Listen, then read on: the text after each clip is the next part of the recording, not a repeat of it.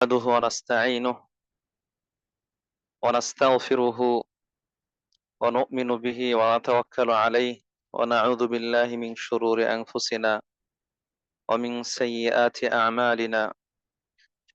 من يهده الله فلا مضل له ومن يضلل فلا هادي له. وأشهد أن لا إله إلا الله وحده لا شريك له وأشهد أن محمدا عبده ورسوله صلى الله عليه صلاة دائما أبدا وسلم تسليما كثيرا مزيدا إلى يوم الدين وعلى آله وأصحابه ومن تبعهم بإحسان إلى يوم المعاد. أما بعد, শুরুতে প্রশংসা জানাচ্ছি আল্লাহ সুবহানাহু ওয়া তাআলার জন্য, যার বিশেষ অনুগ্রহে অপার দয়ায় আবারও নতুন দিনে নতুন করে এসে আল্লাহর পথে কোরআনের আলোয় গ্রুপের আয়োজনে ইসলামী হালাকা দারসুল ফিকহ এর দ্বিতীয় পর্বে আমরা অনলাইন প্ল্যাটফর্ম জুমের মাধ্যমে সংযুক্ত হতে পেরেছি। যে আল্লাহ সুবহানাহু ওয়া তাআলা আমাদেরকে সে সুযোগ ও তৌফিক দিয়েছেন, তার প্রশংসা করি আলহামদুলিল্লাহ। সালাত ও সালাম বর্ষিত হোক মানবতার মুক্তির দূত,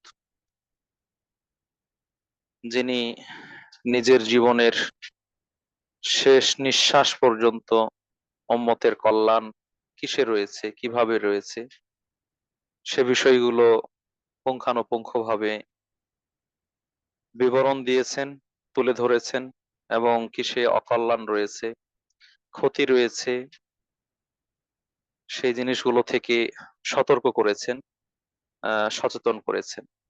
আল্লাহুম্মা সাল্লি আলাইহি আল্লাহুম্মা বারিক আলাইহি। তার সঙ্গী সাথী, পরিবার পরিজন এবং কিয়ামত পর্যন্ত একনিষ্ঠ প্রতিটি অনুসারীর উপর বর্ষিত হোক শান্তির অমিয় ধারা, আল্লাহুম্মা আমিন।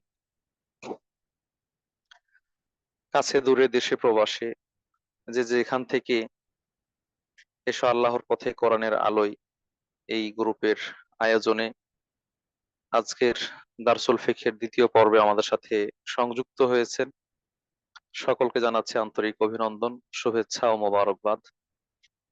আল্লাহ রাব্বুল আলামিন সকলের পরিশ্রম, প্রচেষ্টা, ভালো কাজের ক্ষেত্রে সেগুলো কবুল ও মঞ্জুর করে নিন, সকলকে উত্তম বিনিময় দান করুন।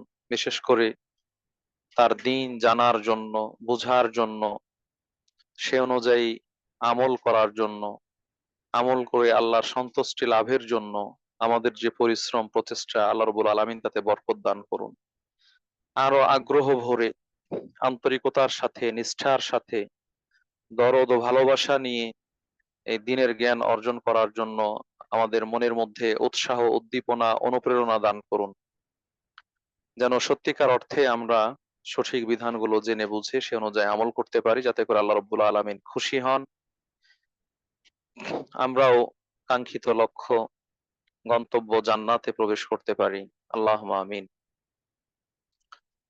বিশেষভাবে ধন্যবাদ জানাচ্ছি এবং দোয়া করছি যারা আজকের এই আয়োজনকে সুন্দর করার জন্য সার্বিকভাবে প্রস্তুতি নিয়েছেন, সহযোগিতা করেছেন, বিশেষ করে হাসিনা আপু এবং তার সাথে যারা অ্যাসোসিয়েট করছেন, সহযোগিতা করছেন। আল্লাহ রাব্বুল আলামিন সবাইকে জাযায়ে খায়ের দান করুন, দুনিয়া আখিরাতের বালা মুসিবত বিপদ আপদ থেকে আল্লাহ হেফাজতে রাখুন, জানে মালে বরকত দান করুন, আল্লাহুম্মা আমিন। প্রিয় উপস্থিতি, আহ ইতিমধ্যেই আপনারা জেনে থাকবেন আজকে দারসুল ফিকহ এর দ্বিতীয় পর্ব, যেখানে আমরা পবিত্রতার পরিচয় এবং পবিত্র অপবিত্র পানি, পাশাপাশি তার সাথে সংশ্লিষ্ট কিছু বিষয় নিয়ে আলোচনা করব বলে ইচ্ছা পোষণ করেছি। ইনশাআল্লাহ নির্ধারিত সময়ের মধ্যে আমরা সে বিষয়গুলোকে আলোকপাত করার চেষ্টা করব। ওমা তাওফীক ইল্লা বিল্লাহ আলাইহি তাওয়াক্কালতু ওয়া ইলাইহি উনীব। সম্মানিত উপস্থিতি, আমরা গত সপ্তাহে রবিবার বা গত দার্সে ফিকহ এর পরিচয় এবং তার গুরুত্ব, প্রয়োজনীয়তা সে সম্পর্কে কিছু আলোচনা করেছিলাম, এবং সেই জায়গায় দারসুল ফিকহের যে কিছু দিক, সেই দিকগুলো আমরা তুলে ধরার চেষ্টা করেছি।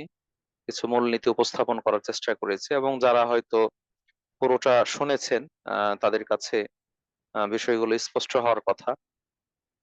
তো সেখানে আমরা বলেছিলাম যে দারসুল ফিকহ বা ফিকহের আলোচ্য বিষয় হচ্ছে আফআলুল মুকাল্লাফিন মিনাল ইবাদ, আল্লাহ রাব্বুল আলামিনের বান্দাদের কর্মসমূহ, যারা মুকাল্লাফ, শরীয়তের দায়িত্বপ্রাপ্ত, তাদের কর্ম কাজ, দৈনন্দিন যা কিছু দরকার, ঘুম থেকে উঠে আবার পরের দিন ঘুম থেকে উঠার আগ পর্যন্ত 24 ঘন্টায় করণীয়, বর্জনীয়, পালনীয় যা কিছু রয়েছে সবকিছু কর্মগত বিষয়গুলো এই ফিকহের আলোচ্য বিষয়।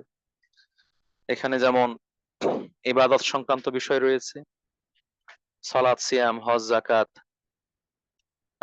দান খায়রাত ইত্যাদি। অনুরূপ ভাবে এখানে লেনদেনের বিষয়গুলো, কেনা বেচা, ধার দেনা, পাওনা, লেনদেন ইত্যাদি সেগুলো রয়েছে। পারিবারিক বিষয়গুলো, বিবাহ শাদী, তালাক, স্বামী স্ত্রী অধিকার, সন্তান সন্ততি, উত্তরাধিকারী সম্পত্তি ইত্যাদি, সে বিষয়গুলো রয়েছে। পাশাপাশি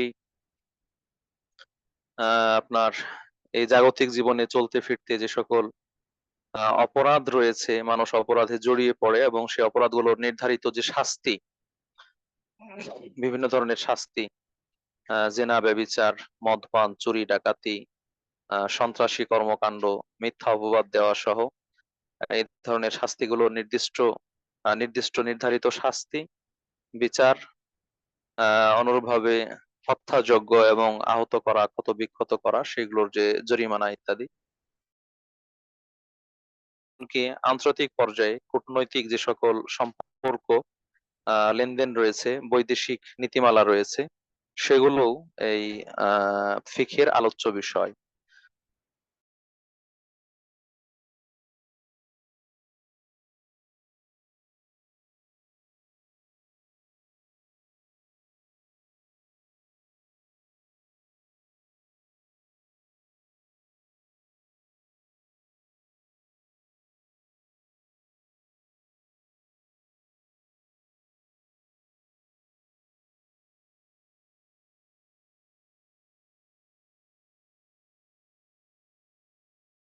মানে রোজার জন্য তাকে 1 বছর হবে।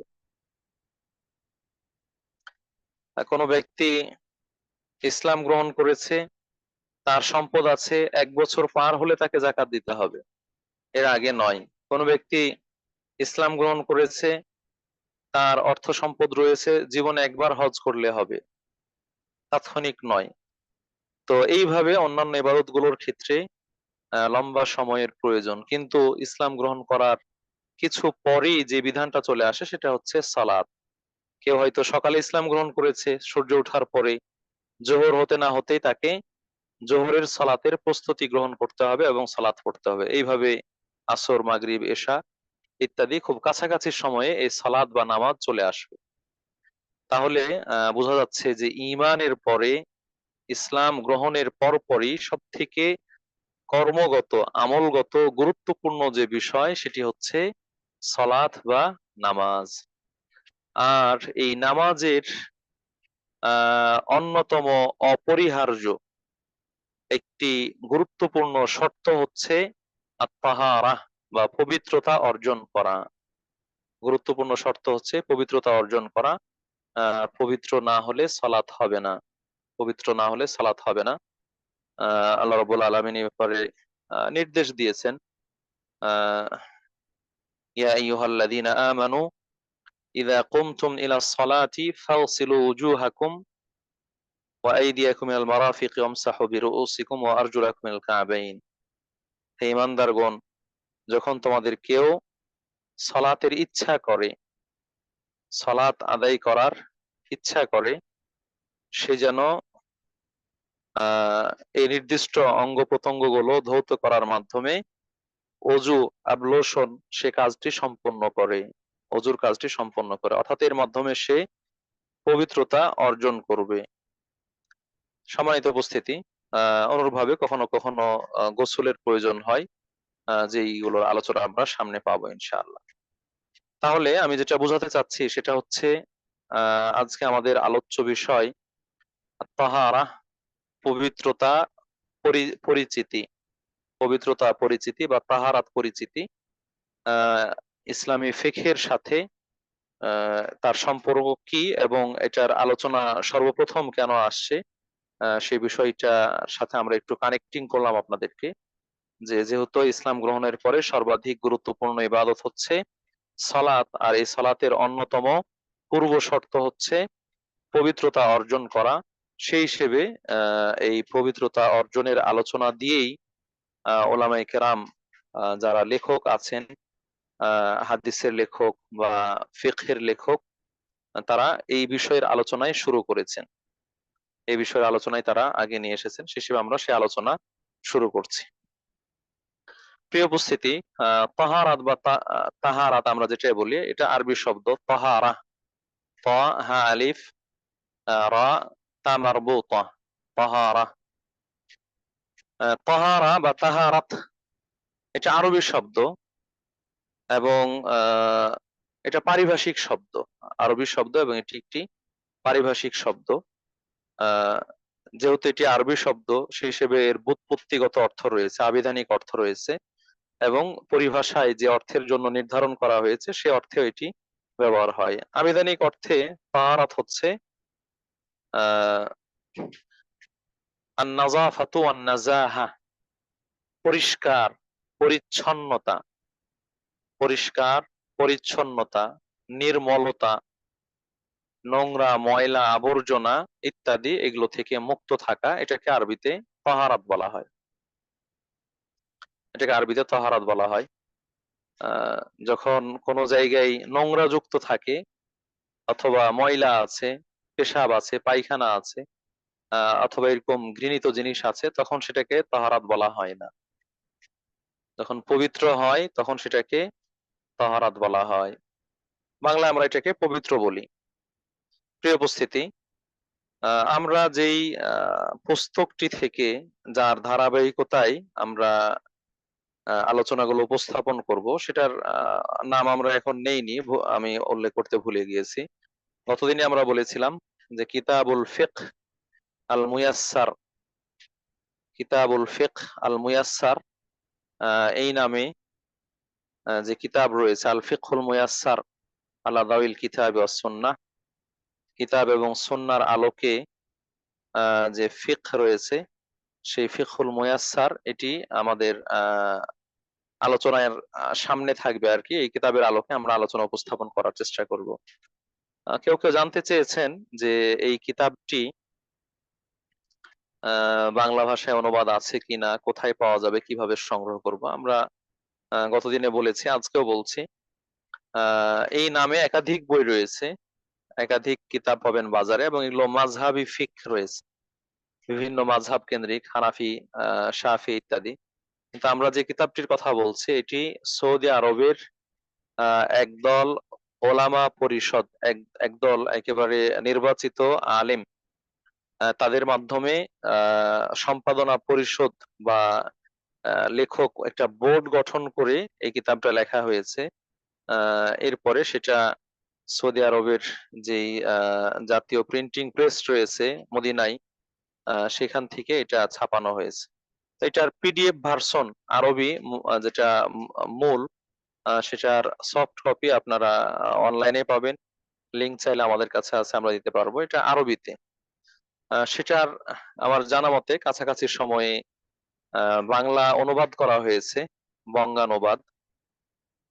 সেই বঙ্গানুবাদটা আত-তাওহীদ পাবলিকেশনস থেকে তারা এটাকে সরবরাহ করছে, অনুবাদ করে সেটা ছাপিয়েছে আর কি, আত-তাওহীদ পাবলিকেশনস থেকে। তো সেখানে আহ তারা নাম দিয়েছে আল ফিকহুল মুয়াসসার।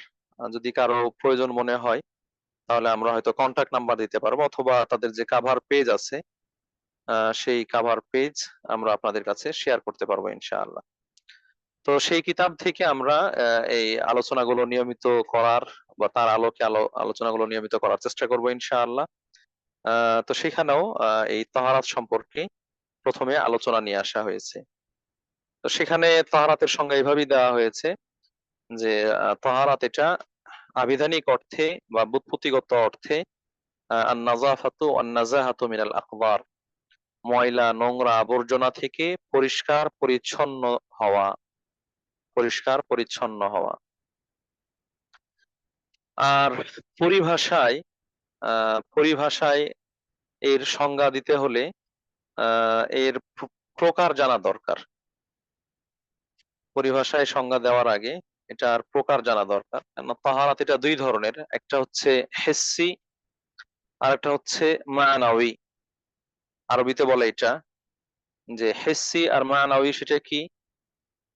একটা পরিষ্কার পরিচ্ছন্নতা অনুধাবন করা যায়, বোঝা যায়। কারো হাতে আহ বাবু পেশাব করে দিয়েছে, বাচ্চা পেশাব করে দিয়েছে, অথবা গায়ের মধ্যে পায়খানা লেগে গিয়েছে, সেটাকে যদি আহ ধোয়া হয়, ধৌত করা হয়, তাহলে সেটা পরিষ্কার হবে। এই পানি ব্যবহার করার মাধ্যমে সেটা দূর হয়ে গেল, এটা অনুধাবন যোগ্য, এটা বোঝা যাচ্ছে, এজন্য এটাকে বলা হয় তাহারা হিসসিয়া। আরেকটা হচ্ছে এই নাপাকি, এটা দেখা যায় না, এটা দেখা যায় না, কিন্তু এটা ধরে নিতে হয়, এটা ধরে নিতে হয়। যেরকম আল্লাহ রাব্বুল আলামিন মুশরিকদের ব্যাপারে বলেছেন, ইন্নামাল মুশরিকুনা নাজাস, ইন্নামাল মুশরিকুনা নাজাসুন, নিশ্চয়ই মুশরিকরা যারা আল্লাহর সাথে শরিক করে, অংশীদার স্থাপন করে, তারা হচ্ছে অপবিত্র, তারা নোংরা, তারা নোংরা, তারা অপবিত্র। তো এই নোংরা বা অপবিত্র এর মানে এটা নয় যে তার গাটাই হচ্ছে, তার শরীরটাই নোংরা অপবিত্র, এমনটা নয়। সে নোংরার হুকুমে, অপবিত্রের হুকুমে, তাকে স্পর্শ করলে আমার হাত ধৌত করতে হবে, গায়ে গা লেগে গেলে আমার শরীর বা কাপড় নোংরা হয়ে যাবে, এমনটা নয়। সে হচ্ছে অপবিত্রের হুকুমে। এজন্য মুশরিকদেরকে মসজিদে প্রবেশ করতে, বিশেষ করে বাইতুল্লাহ, সেখানে প্রবেশ করতে নিষেধ করা হয়েছে, সেখানে প্রবেশ করতে না করা হয়েছে। তারা গোসল করে পরিষ্কার পরিচ্ছন্ন হয়ে তারপরে মসজিদে প্রবেশ করবে। সম্মানিত উপস্থিতি, তাহলে আমরা মোটামুটি দুই ধরনের নাপাকি পাচ্ছি বা নাজাসাত পাচ্ছি। এক ধরনের হচ্ছে অনুধাবন যোগ্য, আর একটা হচ্ছে অনুধাবন যোগ্য নয়, এটা ধরে নিতে হয়, মেনে নিতে হয়। তো এখানে যেটার ডেফিনেশন দেওয়া হয়, সংজ্ঞায়িত করা হয়, সেটা হচ্ছে তাহারা হিসসিয়া, যেটা অনুধাবন যোগ্য, পেশাব পায়খানা ইত্যাদি এই ধরনের নাজাসাত দূর করা। তো সেই সংজ্ঞায় বলা হয় রাফুল হাদাস ওয়া জাওয়ালুল খাবাস, রাফাউল হাদাস ওয়া জাওয়ালুল খাবাস, হাদাস দূর করা এবং খাবাস দূর করা, হাদাস দূর করা এবং খাবাস দূর করা, এগুলো আরবি শব্দ। আমরা একটু বিশ্লেষণ করছি। হাদাস কি?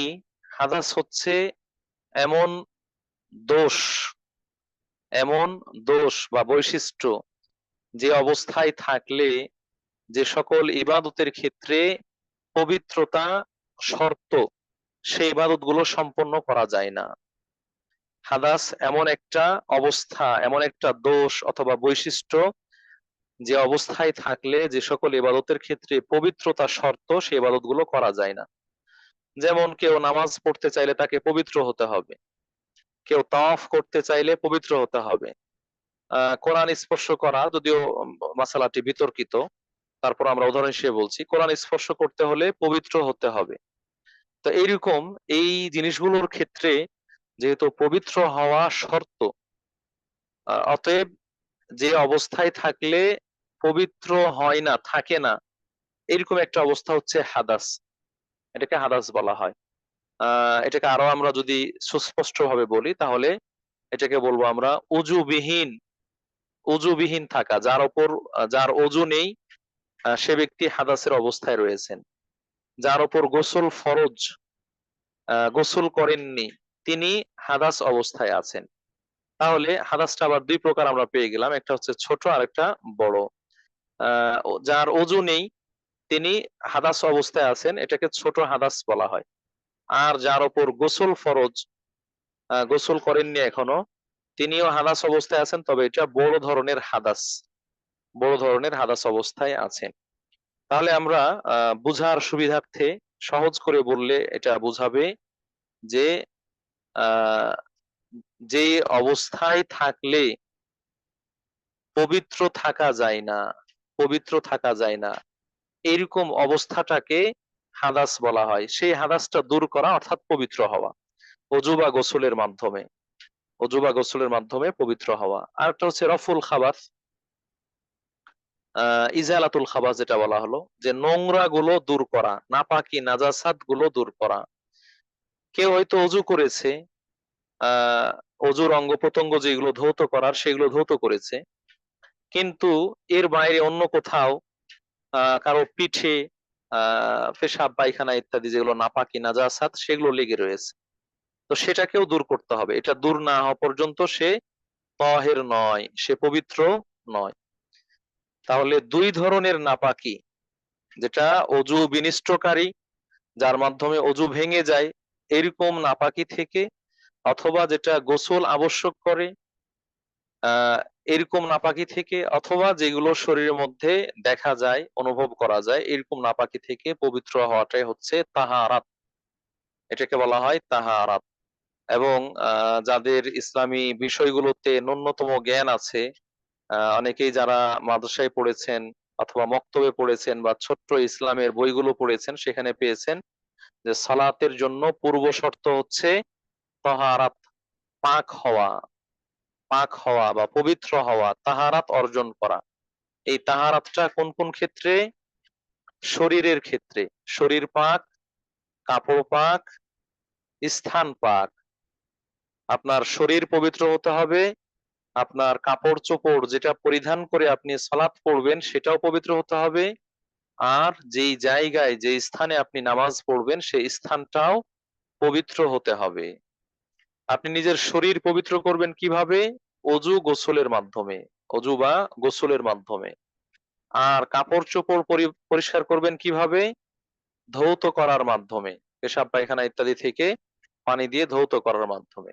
আর স্থান পাক বা পবিত্র, এটাও আপনি ধৌত করার মাধ্যমে অথবা ময়লা আবর্জনা সরিয়ে ফেলার মাধ্যমে আপনি পবিত্র করবেন। তাহলে এই হচ্ছে মোটামুটি তাহারাতের পরিচয় বা পরিচিতি, যেটার মাধ্যমে একজন ব্যক্তি তার শরীরটাকে, দেহটাকে বা কাপড় চোপড়কে, স্থানকে পবিত্র করতে পারে। এই পবিত্রটা অজুর মাধ্যমে বা গোসলের মাধ্যমে অথবা ধৌত করার মাধ্যমে নাজাসাত দূর করার পরে। সম্মানিত উপস্থিতি, আহ এই যে তাহারাত, আহ পবিত্রতা অর্জন, এটি আমরা বললাম যে নিঃসন্দেহে এটি অন্যতম গুরুত্বপূর্ণ একটি বিষয়। কেন? যেহেতু এর ওপর নির্ভর করছে আপনার সালাত হওয়া। যদি শরীর পাক, কাপড় পাক, স্থান পাক না হয়, পবিত্র না হয়, তাহলে আপনার সালাত বা নামাজ হবে না, সালাত বা নামাজ হবে না। অতএব এই তাহারাত অর্জন করা এটা অত্যন্ত গুরুত্বপূর্ণ একটি বিষয়। তা আমরা শুধু সালাতের কথা বলছি, তওয়াফের ক্ষেত্রেও কিন্তু এই তাহারাতের প্রয়োজন। তওয়াফ করতে হলে, কাবা ঘরের তওয়াফ করতে হলে তাহারাত অবস্থায় থাকতে হবে। এইভাবে আরো কিছু কাজ রয়েছে যেগুলোর আলোচনা আমরা সামনের দিকে উপস্থাপন করব ইনশাআল্লাহ। প্রিয় উপস্থিতি, এই তাহারাতের পরিচয় জানার সাথে সাথে আমাদেরকে এটাও জানা থাকতে হবে, আমরা শুরুর দিকে যেটা বললাম যে তাহারাতটা দুই প্রকার, একটা হচ্ছে হিসসি আর একটা হচ্ছে মানাউই। আহ এই নাপাক নাজাসাত ইত্যাদি এগুলো আমরা দেখতে পাই, সেটাকে দূর করে আমরা ধুয়ে গোসল করে আমরা পবিত্র হই। কিন্তু আরেকটা নাপাকি হচ্ছে, যেটা মানাবি বললাম একটু আগে, আমরা বলে এসেছি অন্তরের নাপাকি, যেটা হচ্ছে অন্তরের অপবিত্রতা, আত্মার অপবিত্রতা। সেই আত্মার অপবিত্রতা থেকে পবিত্র হওয়া, অন্তরের পরিশুদ্ধি, অন্তরের পবিত্রতা, এটাও কিন্তু অন্যতম গুরুত্ব প্রকার একটা আহ পবিত্রতা। এদিকেও আমাদের খেয়াল করা দরকার। বরং শরীরের পবিত্রতার থেকে অন্তরের পবিত্রতা বেশি গুরুত্বপূর্ণ। যার অন্তর পবিত্র, হৃদয় পবিত্র, সেই শরীর পবিত্র করার চেষ্টা করলে সে চেষ্টা গ্রহণযোগ্য হবে। অন্যথায় শরীর পবিত্র হবে না, অন্তর পবিত্র না হলে শরীর পবিত্র হবে না। যেমনটা আমরা একটু আগে বললাম, ইন্নামাল মুশরিকুনা নাজাস, আল্লাহ রাব্বুল আলামিন মুশরিকদের শিরিক করার কারণে তাদেরকে নাপাক বলেছেন। মুশরিকরা নাপাক কেন? তারা তাদের অন্তর পবিত্র নয় এই জন্য। তো এই অন্তর পবিত্র হবে কিসের মাধ্যমে? এটা পানি দিয়ে অন্তরকে ধৌত করার মাধ্যমে, হ্যাঁ, একেবারে সাবান, সোডা অথবা এ ধরনের প্রসাধনী, ডিটারজেন্ট পাউডার ইত্যাদি দিয়ে অন্তরকে ওয়াশ করার মাধ্যমে? বলছে না, অন্তরের পবিত্রতা আসবে অন্তর থেকে শিরক, কুফরি, নেফাকি এইগুলো দূর করার মাধ্যমে। আল্লাহ তাআলার প্রতি স্বচ্ছ ঈমান, বিশুদ্ধ ঈমান এবং ঈমানের যে শাখা প্রশাখাগুলো রয়েছে সেগুলোর প্রতি যথাযথ ঈমান নিয়ে আসার মাধ্যমে একজন ব্যক্তি পবিত্র হতে পারে।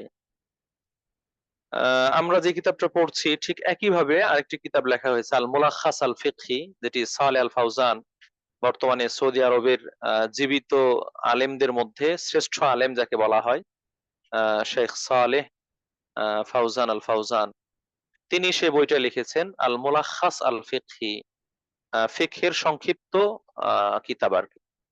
তো তিনি এই আলোচনা নিয়ে আসার পরে বলছেন শেষ দিকে যে আমরা যে অজু করি অথবা গোসল করি, বিশেষ করে অজুর কথাই বলছেন, যে অজুর মাধ্যমে একজন ব্যক্তি তার দেহটাকে পবিত্র করে, তার শরীরটাকে পবিত্র করে, সে এখন পবিত্র, পবিত্রের হুকুমে। কিন্তু অজু শেষে আমরা দোয়া বলি, আশহাদু আল্লা ইলাহা ইল্লাল্লাহু ওয়া আশহাদু আন্না মুহাম্মাদান আবদুহু ওয়া রাসূলুহু। একটু শব্দের কম বেশি দিয়ে আরো অন্যভাবে আছে, আশহাদু আল্লা ইলাহা ইল্লাল্লাহ ওয়া আন্না মুহাম্মাদান আবদুহু ওয়া রাসূলুহু, এরকম বিভিন্ন বর্ণনা এসেছে। তো এখানে কালিমাতুশ শাহাদাতান বা কালিমাতুশ শাহাদাতাইন বলার কথা বলা হয়েছে, আমি সাক্ষ্য দিচ্ছি আল্লাহ ছাড়া সত্য কোনো মাবুদ নেই, আর মুহাম্মদ সাল্লাল্লাহু আলাইহি ওয়াসাল্লাম আল্লাহর বান্দা ও রাসূল। এই দোয়া কথা বলা হয়েছে, যদিও আরো দোয়া রয়েছে, আল্লাহুম্মা জাআলনি মিনাত তাওয়াবিন ওয়া জাআলনি মিনাল মুতাতাহহিরিন ইত্যাদি ইত্যাদি। তো এখানে এই যে কালিমাতুশ শাহাদাতান বলার কথা বলা হয়েছে, এটা কেন? একজন মানুষ অজু করার মাধ্যমে তার দেহটাকে পবিত্র করলো, শরীরটাকে পবিত্র করলো, পরিচ্ছন্ন করলো। আর যখন অজু শেষে কালিমাতুশ শাহাদাতান পড়লো, তখন এর মাধ্যমে সে তার মনটাকে, হৃদয়টাকেও যেন পবিত্র করে ফেললো। এখন তার হৃদয়ে আর কুফরি বা শিরকের নোংরা, কদর্যতা, ময়লা আবর্জনা সেটা নেই। সুবহানাল্লাহ! কত চমৎকার মিল ইসলামী বিধানের মধ্যে, কত চমৎকার মিল। তাহলে এইভাবে একজন মানুষ তার শরীরকে এবং তার হৃদয়কে পবিত্র করতে পারে অজু গোসলের মাধ্যমে এবং কালিমা পড়ার মাধ্যমে, সঠিক ঈমান, নির্ভেজাল ঈমান নিয়ে আসার মাধ্যমে। সম্মানিত উপস্থিতি, মোটামুটি আশা করি এর মাধ্যমে আমরা তাহারাতের যে পরিচয় সেটা জানতে পেরেছি, বুঝতে পেরেছি। এখন আরেকটা পয়েন্টে আমরা আলোচনা করব, সেটা হচ্ছে এই যে আমরা পবিত্রতা অর্জন করব, অজু বা গোসল ইত্যাদি, সেটা কিসের মাধ্যমে করব? কিসের মাধ্যমে, কি দিয়ে আমরা পবিত্র হব? কিসের মাধ্যমে আমরা পবিত্রতা অর্জন করব? এই প্রশ্নের উত্তরে নিঃসন্দেহে আমরা বলবো যে আমরা পানি দিয়ে পবিত্রতা অর্জন করব। অজু এটা পানি ছাড়া অন্য কিছু দিয়ে হয় না। গোসল এটাও পানি ছাড়া অন্য কিছু দিয়ে হয় না। পবিত্রতা অর্জনের দুটো মাধ্যম, অজু এবং গোসল। আর অজু করতেও পানি লাগে, গোসল করতেও পানি লাগে। যদি পানি না পাওয়া যায়, তার বিকল্প আহ হচ্ছে, অল্টারনেটিভ হচ্ছে আহ পবিত্র মাটি, পবিত্র মাটি বা ভূমি, যেটাকে আমরা তায়াম্মুম বলি, যখন পানি পাচ্ছে না অথবা পানি ব্যবহার করতে পারছে না সেই সময়। সেগুলোর আলোচনা আমরা ইনশাল্লাহ সামনে করব। তো এই যে পানি, যে পানি দিয়ে আমরা অজু বা গোসল করব, সেই পানি সম্পর্কে একটু আমাদের জানা দরকার, যে কোন ধরনের পানি দিয়ে আমরা অজু গোসল করলে সেই অজু গোসল ঠিক হবে।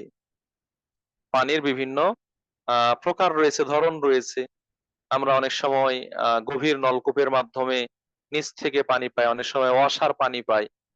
বিভিন্ন সংস্থা রয়েছে সে পানি সরবরাহ করে।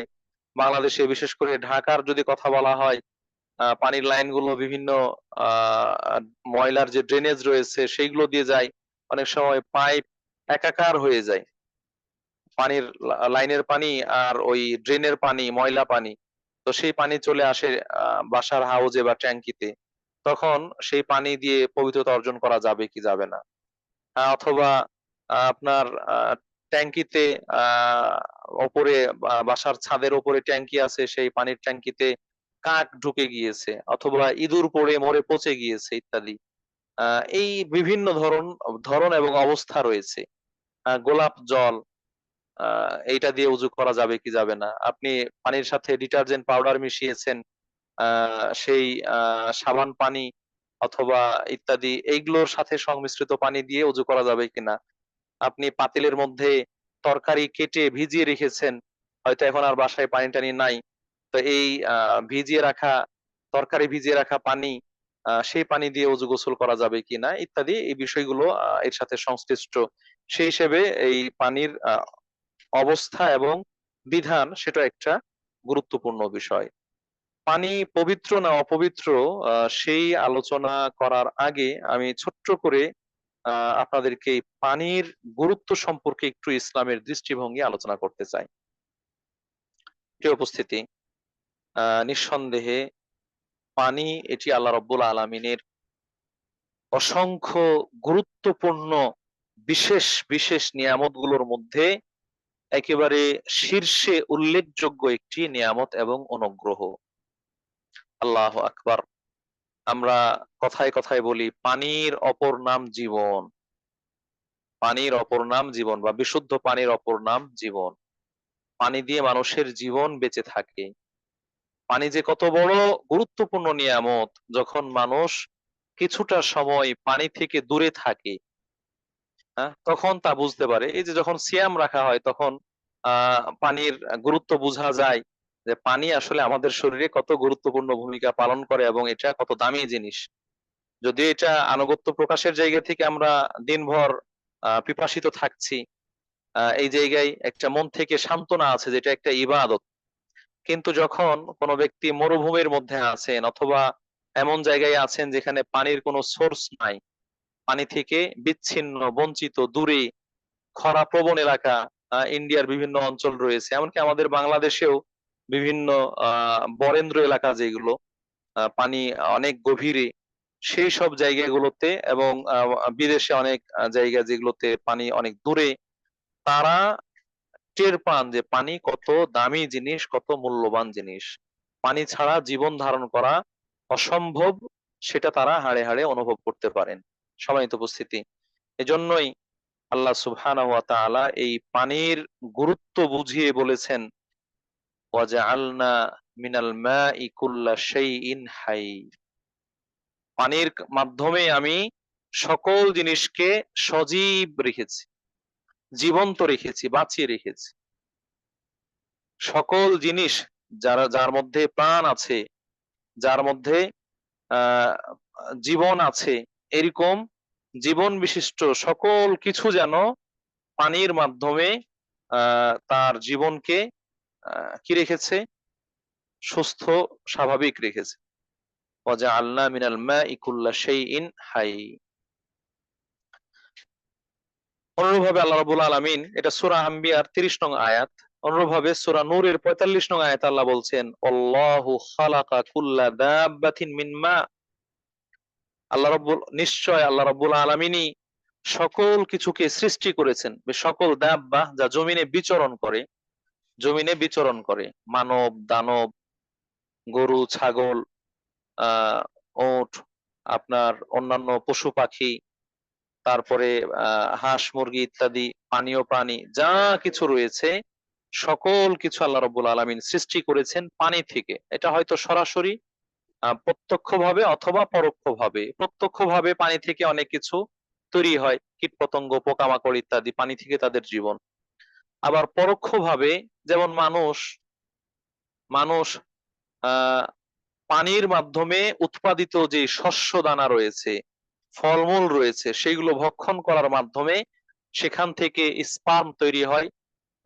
সেই স্পার্ম বা সিমেন্স এর মাধ্যমে মানুষ মায়ের গর্ভে জন্মধারণ কি হয়, ভূমিষ্ঠ হয়, যেটা বাবার ঔরস থেকে মায়ের গর্ভে আসে। তো সেটাও কিন্তু পানি। যেমনটা আল্লাহ তাআলা অন্য জায়গায় বলেছেন যে আমি মানুষকে এক ফোঁটা নোংরা পানি থেকে সৃষ্টি করেছি বা নগণ্য পানি থেকে সৃষ্টি করেছি। সম্মানিত উপস্থিতি, তাহলে মানুষ পরোক্ষভাবেই পানি থেকেই তৈরি।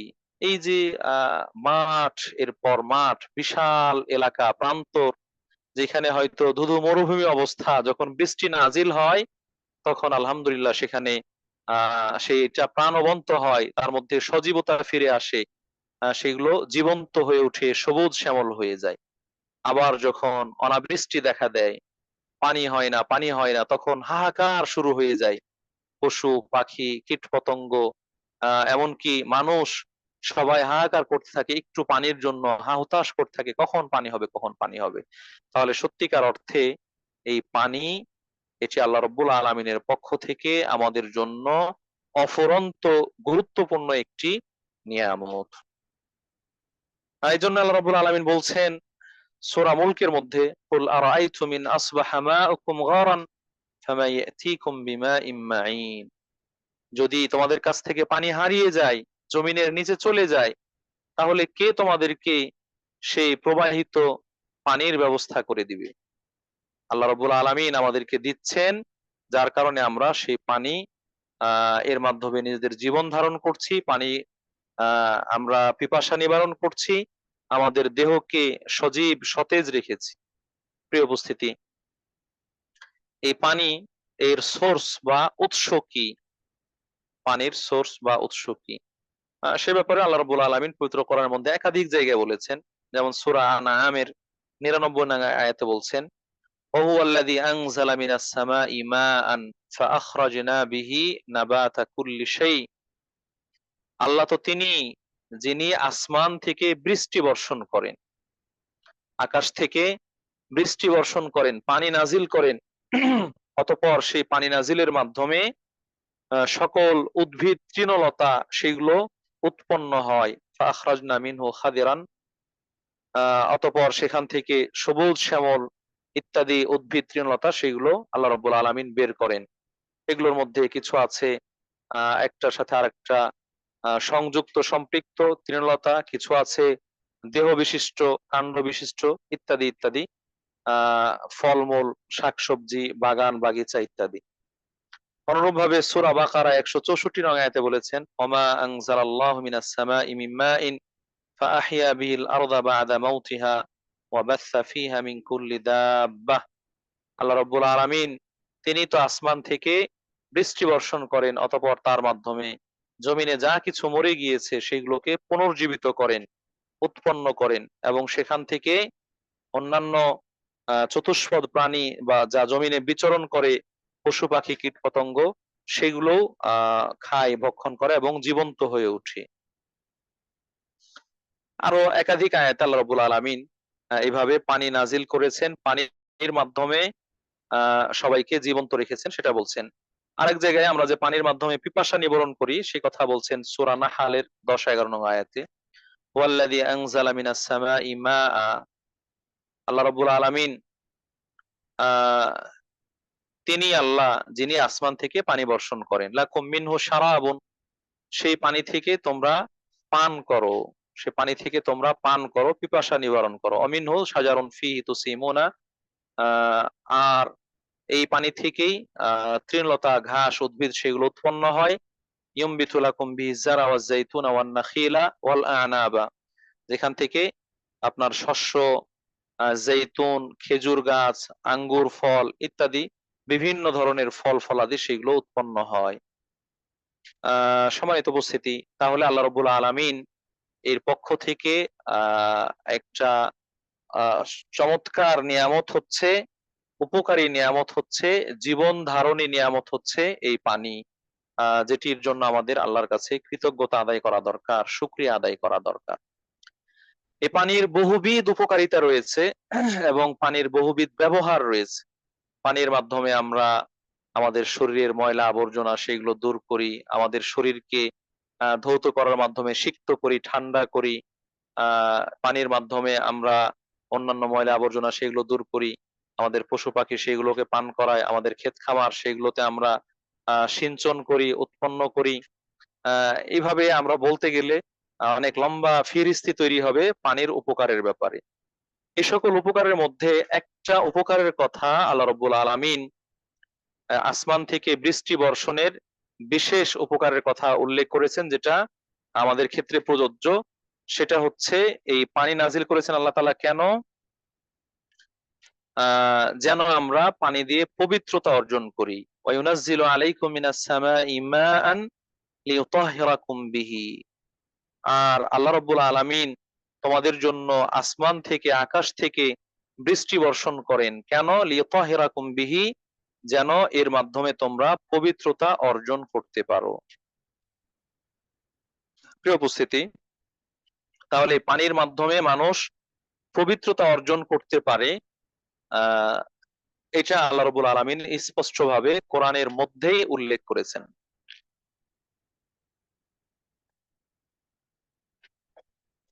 পাশাপাশি আমরা পানির মাধ্যমে আরো উপকার পেয়ে থাকি, যেটা হাদিসের মাধ্যমে আমরা জানতে পারি। আপনাদের অনেকেরই দোয়া উল ইস্তিফতাহ মুখস্থ রয়েছে। আমরা সালাত শুরু করলে, নামাজ শুরু করলে যেই দোয়াগুলো বলি তাকবীরে তাহরিমার পরে, তার মধ্যে অনেকগুলো দোয়া রয়েছে। এটা বুখারী মুসলিমের একটি দোয়া, আল্লাহুম্মা বাঈদ বাইনি ওয়া বাইনা খাতায়ায়া কামা বা'আদতা বাইনাল মাশরিকি ওয়াল মাগরিব, আল্লাহুম্মা নাক্কিনি মিনাল খাতায়া কামা ইউনাক্কাস সাওবুল আবিয়াদু মিনাদ দানাস।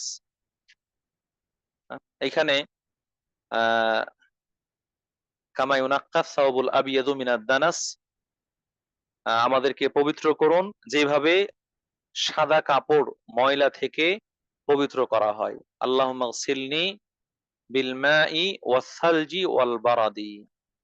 হে আল্লাহ, আপনি আমাকে পবিত্র করুন, আমাকে ধৌত করুন, আমাকে আল্লাহুম্মা গসিল খাতায়ায়া, আল্লাহুম্মা গসিল খাতায়ায়া বিল মাই ওয়াস সালজি ওয়াল বারাদি। হে আল্লাহ, আপনি আমার পাপগুলোকে ধৌত করুন পানি দিয়ে, বরফ দিয়ে, তুষার দিয়ে।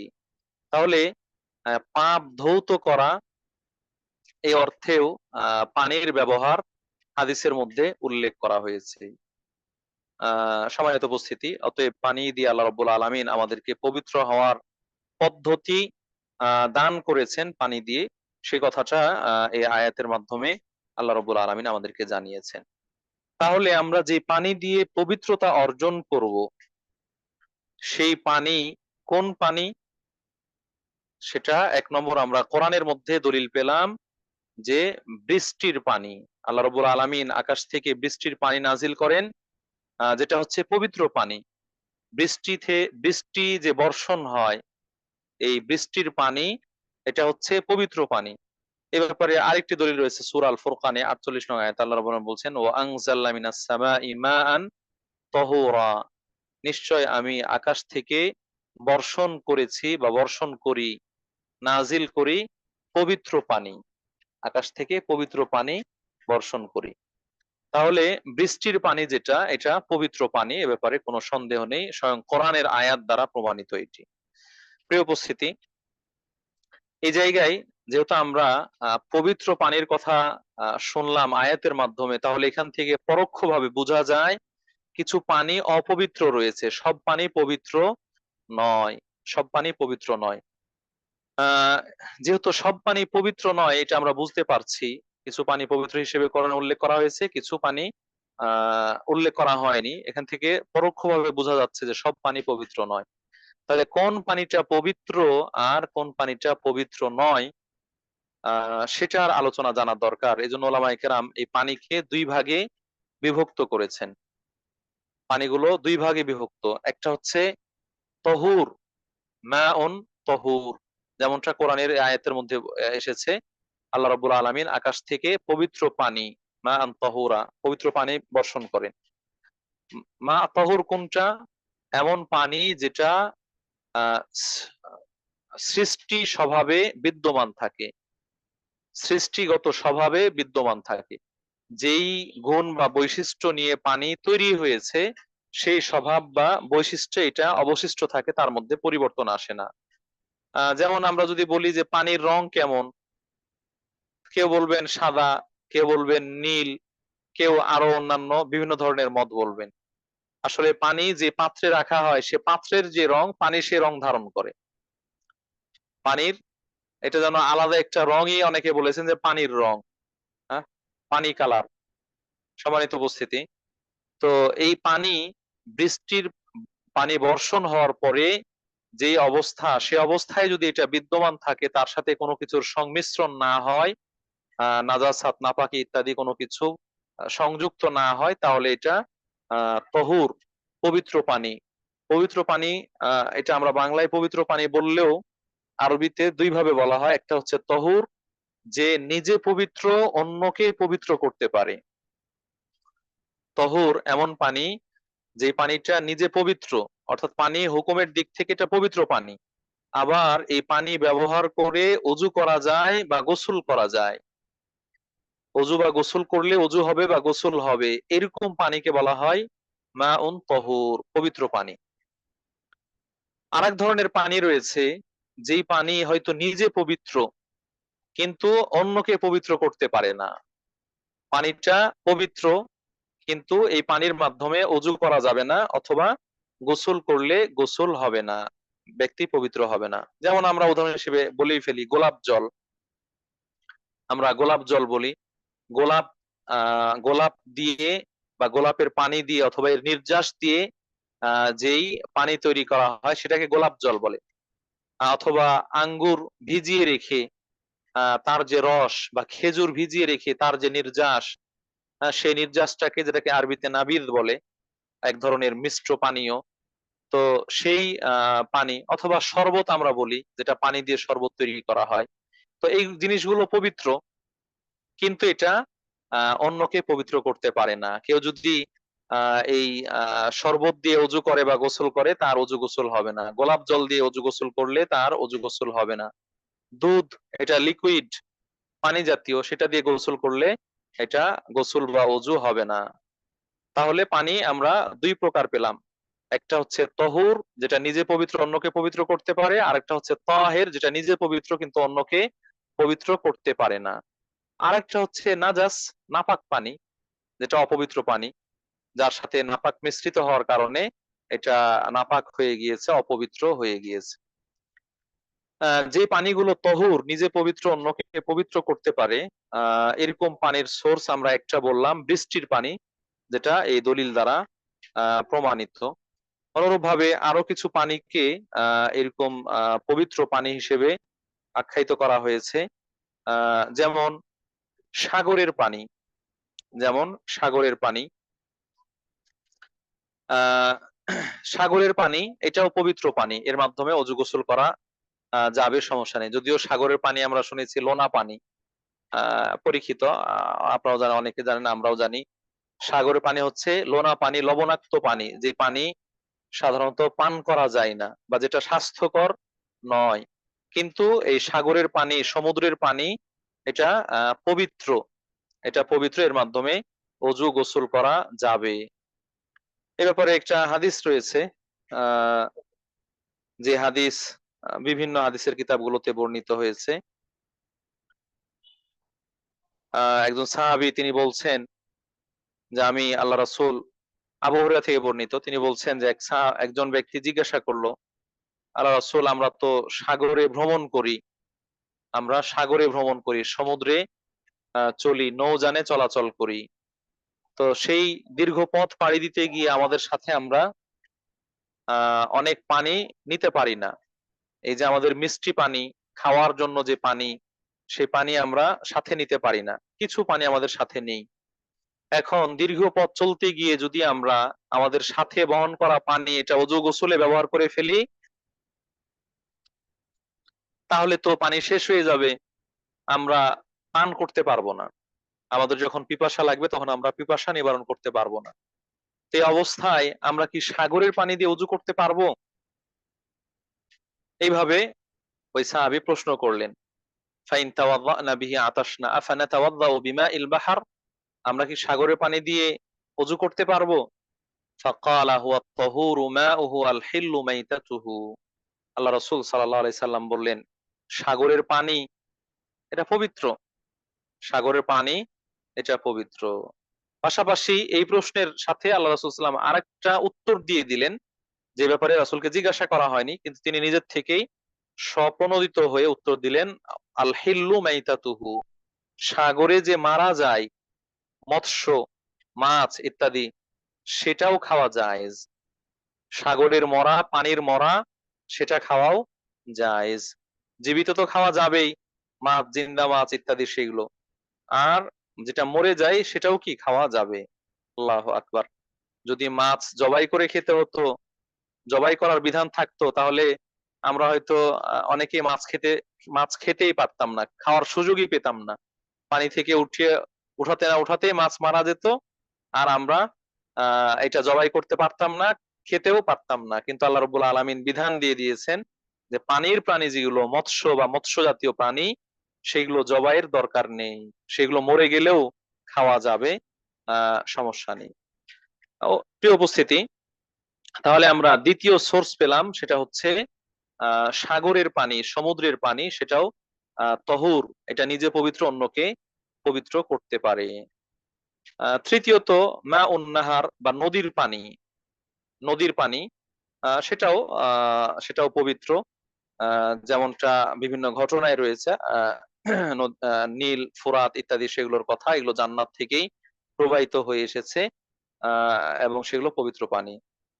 আরেকটা হচ্ছে কুয়ার পানি, কুয়া বা কূপ বা ইন্দিরা যেটা বলা হয়, এই কূপের পানি এটাও পবিত্র পানি, যদি তার সাথে অন্য কোনো নাপাকি না যুক্ত হয়ে থাকে, কারণ এটা জমিন থেকে অটোমেটিক একেবারে পিওর পানিটা বের হয়ে আসে মাটির নিচ থেকে।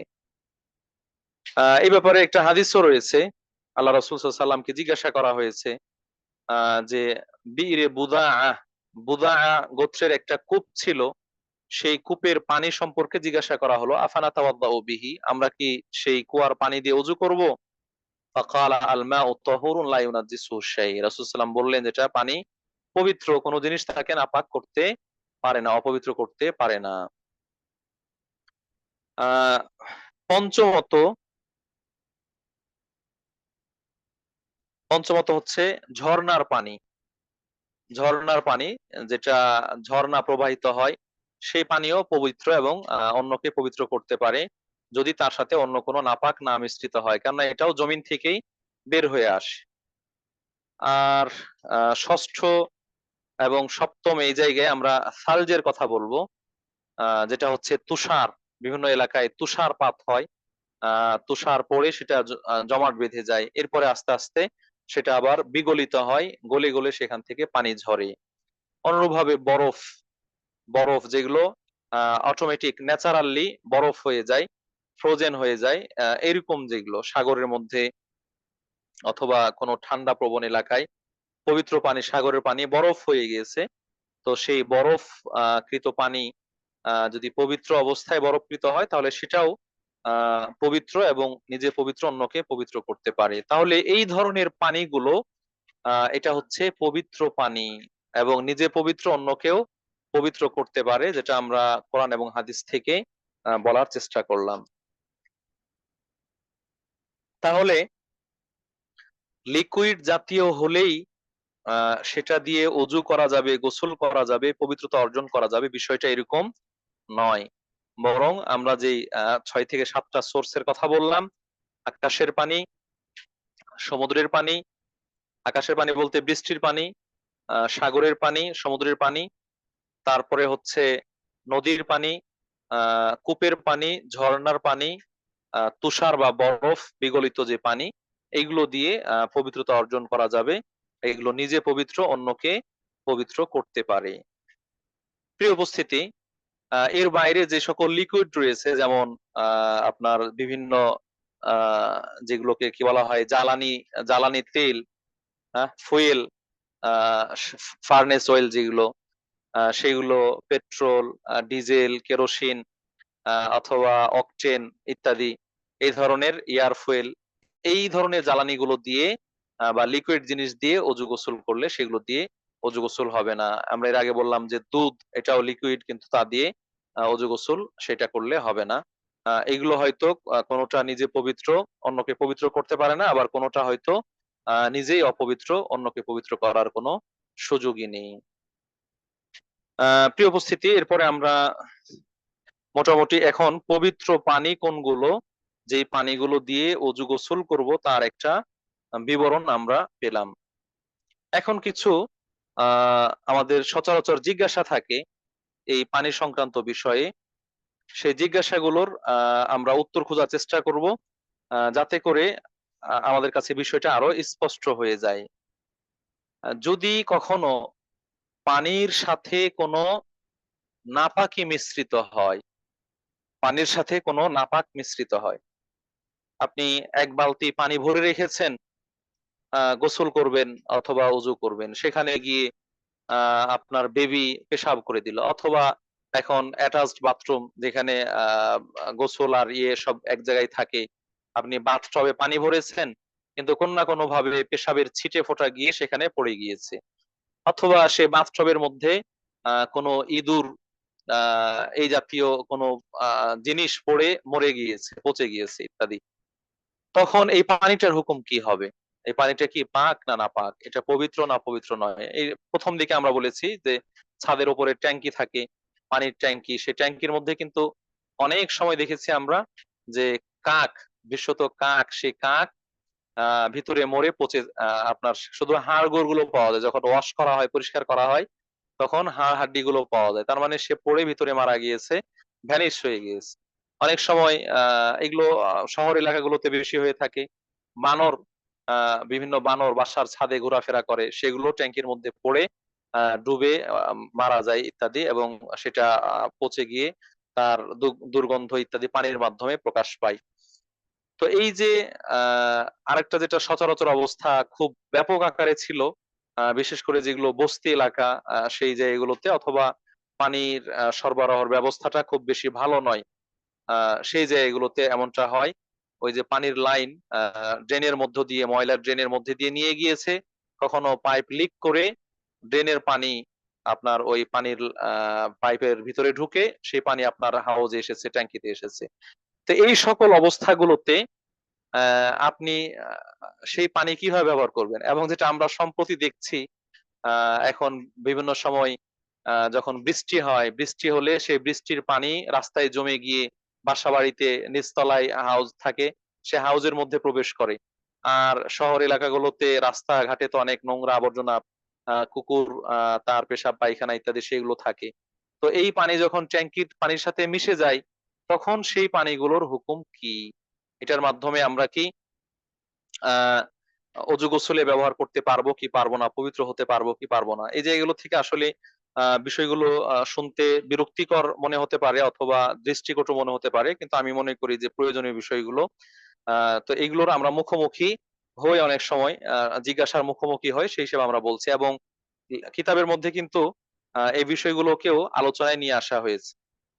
তো এই ধরনের পানি যদি পবিত্র পানির সাথে যে কোনো ভাবে হোক নাজাসাত, নাপাকি মিশে যায়, নাজাসাত বা নাপাকি মিশে যায়, তাহলে সেই পানির হুকুম কি? সম্মানিত উপস্থিতি, এই হুকুম বলার আগে আমাদেরকে জানতে হবে পানির, যেই পানির সাথে নাপাক মিশবে, মিলিত হবে, এর দুটো অবস্থা। একটা হচ্ছে পানির পরিমাণ অল্প, কম পানি, অল্প পানি। আরেকটা হচ্ছে বেশি পানি, হ্যাঁ, অধিক পরিমাণ পানি। যদি পানির মধ্যে নাপাকি পড়ে যাওয়ার কারণে, নাজাসাত মিশ্রিত হওয়ার কারণে পানির তিনটা বৈশিষ্ট্য, তার সাধারণ যে রং, সে রং, অথবা ঘ্রাণ, অথবা স্বাদ, এই তিনটার যে কোনো একটাতে পরিবর্তন আসে।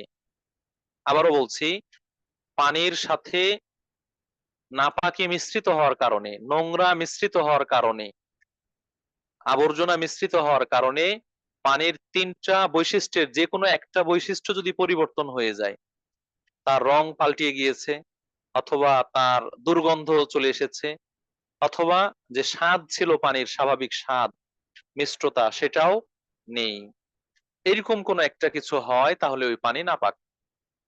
ওই পানি নাপাক হয়ে যাবে, অপবিত্র হয়ে যাবে। সে পানি গোসলের কাজে, অজুর কাজে, কাপড় চোপড় ধোয়ার কাজে ব্যবহার করা যাবে না, অর্থাৎ এই পানি পবিত্রতার কাজে ব্যবহার করা যাবে না। কিন্তু যদি এই নাপাকি মিশ্রিত হওয়ার পরে পানির তিনটার কোনোটাই পরিবর্তন হয়নি, তিনটার কোনোটাই পরিবর্তন হয়নি, এখানে আর একটু বলে রাখা ভালো, অনেকের হয়তো পুকুর আছে, আবদ্ধ পানি, হ্যাঁ, পুকুর, পুষ্কনি, পন্ড ইত্যাদি, সেগুলো হাউজ, সেইখানে কিন্তু আহ দীর্ঘ সময় পানি থাকার কারণে তার রং পাল্টিয়ে যায়। এটা কিন্তু সাধারণ অবস্থায় বলা হচ্ছে না, এটা বলা হচ্ছে নাপাকি পড়লে, অন্য কোনো কারণে রং ঘ্রাণ পাল্টে গিয়েছে, সেটা ভিন্ন কথা।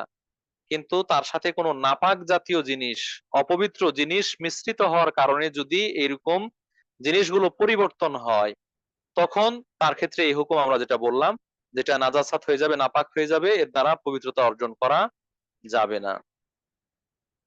দ্বিতীয় অবস্থা হচ্ছে যে এই নাপাক মিশ্রিত হয়েছে, মিলে গিয়েছে, মিশে গিয়েছে, এরপরেও পানির মধ্যে কোনো পরিবর্তন আসেনি, পানি আগে যেরকম ছিল সেরকমই, তার রঙও ঠিক আছে, তার স্বাদও ঠিক আছে, তার ঘ্রাণও ঠিক আছে। উদাহরণস্বরূপ একটা 1000 লিটারের ট্যাঙ্কি পানির, সেইখানে যদি 5-10 ফোঁটা 20 ফোঁটা পেশাব পড়ে যায়, হ্যাঁ, পেশাবের ফোঁটা পড়ে যায়, তাহলে কি সে পানির রং স্বাদ ঘ্রাণ পরিবর্তন হবে? বলছে না, এটা তো হওয়ার প্রশ্নই আসে না, এক বালতি পানির মধ্যেও সেটা পরিবর্তন হবে না।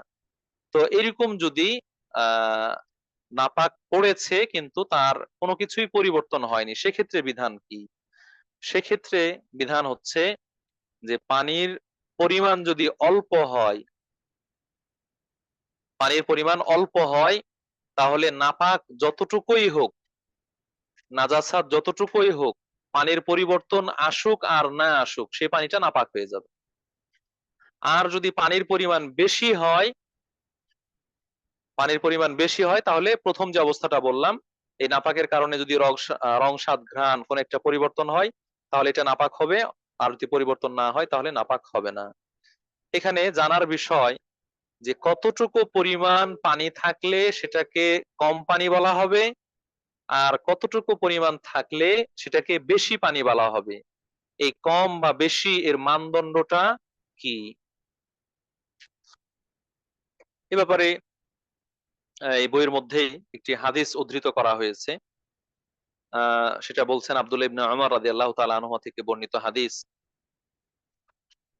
আল্লাহ রাসূল সাল্লাল্লাহু আলাইহি ওয়াসাল্লামকে জিজ্ঞাসা করা হলো যে আল্লাহ রাসূল, যদি ফাঁকা মাঠে, খোলা মাঠ, যেখানে ছোট্ট একটু ডোবা আছে, একটু পুকুরের মতো আছে, বা নিচু জায়গা, নিচু ভূমি, যেই ভূমিতে কিছু পানি থাকে, পানি জমে আছে, এটা ছোট্ট পুকুর বা পুষ্করণী এরকম যাই হোক, তো এখানে হিংস্র প্রাণী, অনেক সময় আপনার বাঘ, শেয়াল, কুকুর ইত্যাদি, তারাও তো পান করে, আহ হয়তো কোনো নাপাক খেয়ে এসেছে, সেগুলো এখান থেকে পানি পান করে।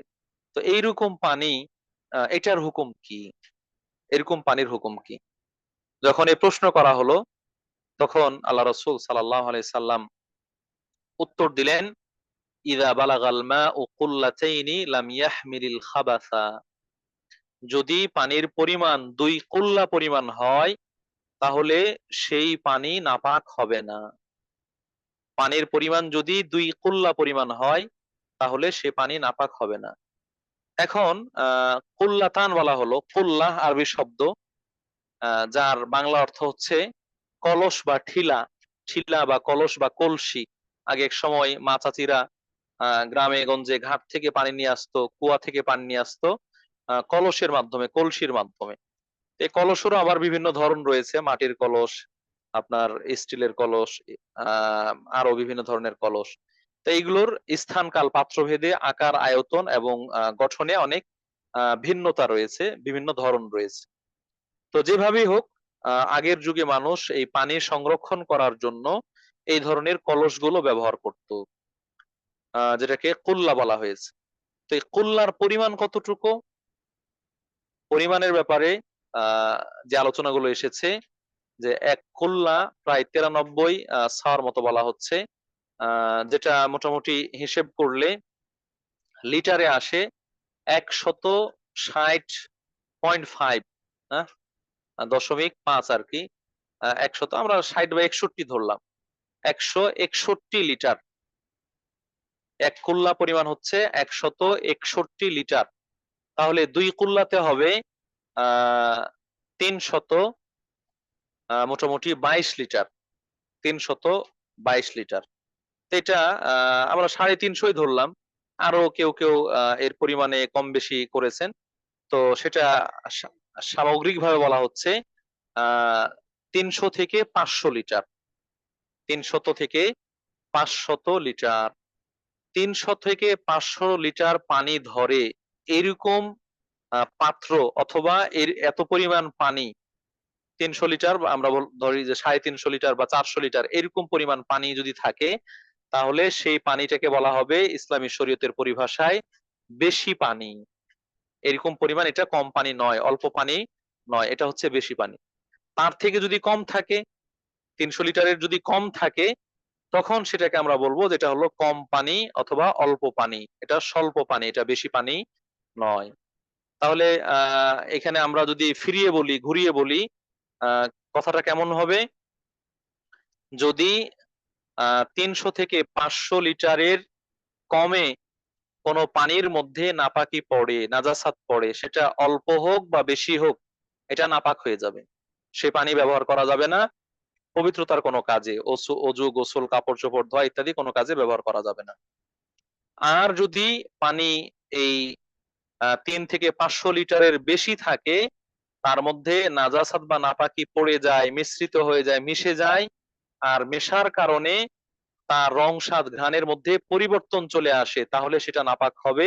আর যদি কোনো পরিবর্তন না আসে, তাহলেও সেটা নাপাক হবে না, তাহলে সেটা নাপাক হবে না।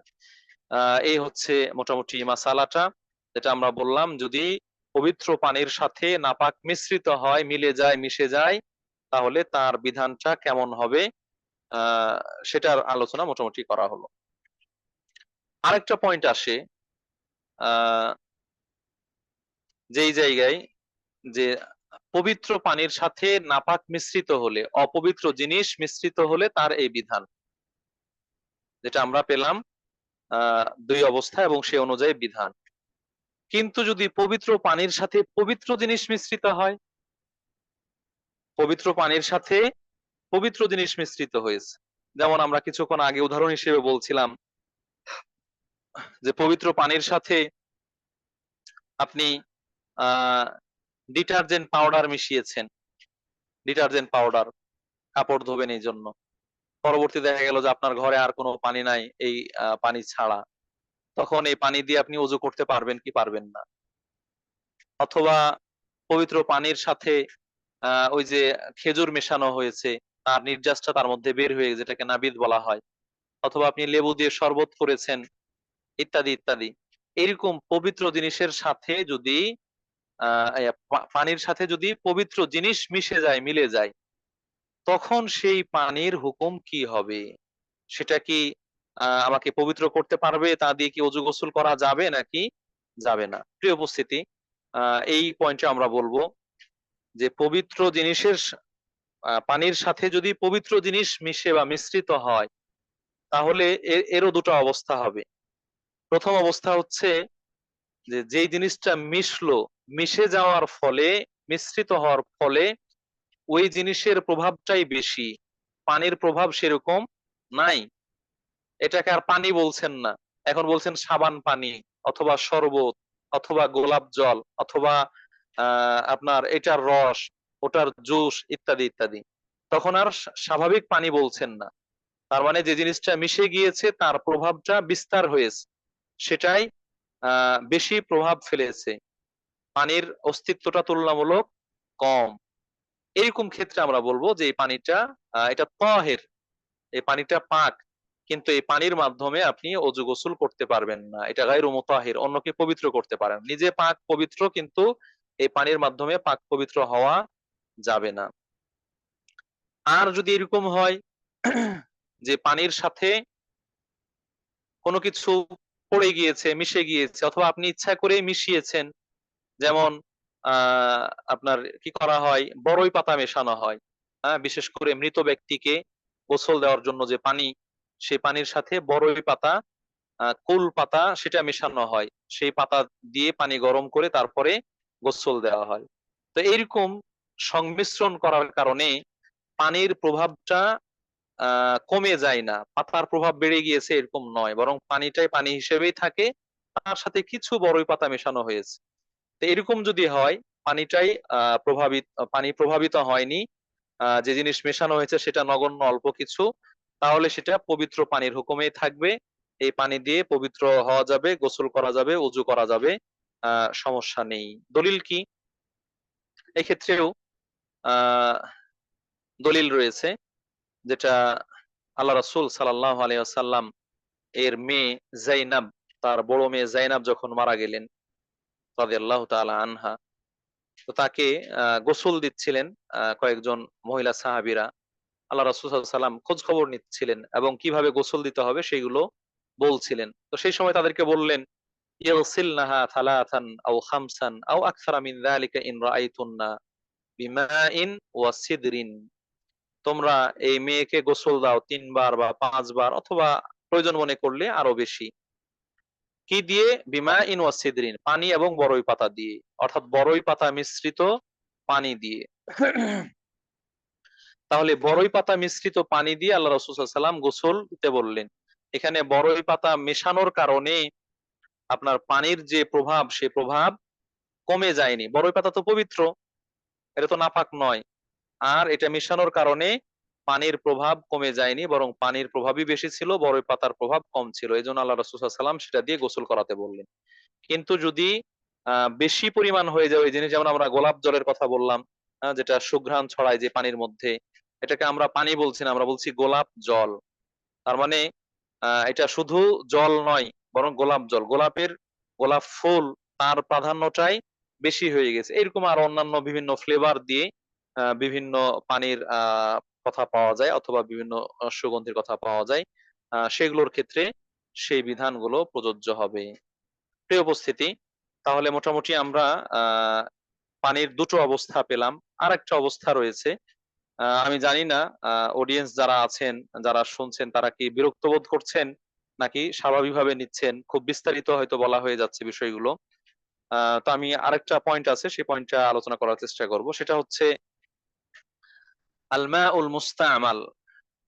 আমরা যে গোসল করি বা অজু করি, আমরা যে গোসল করি বা অজু করি, আমাদের সেই অজুর অঙ্গ থেকে, বিশেষ করে যখন আমরা হয়তো বালতিতে পানি আছে বা জগে বা মগে পানি আছে সেখান থেকে নিয়ে অজু করছি, অথবা গোসল করার জন্য বাথটবে পানি আছে, সেখান থেকে, সেখানে আমরা ডুব দিয়ে গোসল করছি, অথবা সেখান থেকে পানি উঠিয়ে গোসল করছি, কিন্তু সেই জায়গায় আমার শরীর থেকে, গা থেকে পানি ঝরে গিয়ে পড়ছে, পানির ফোঁটা পড়ছে, অংশ বিশেষ পড়ছে।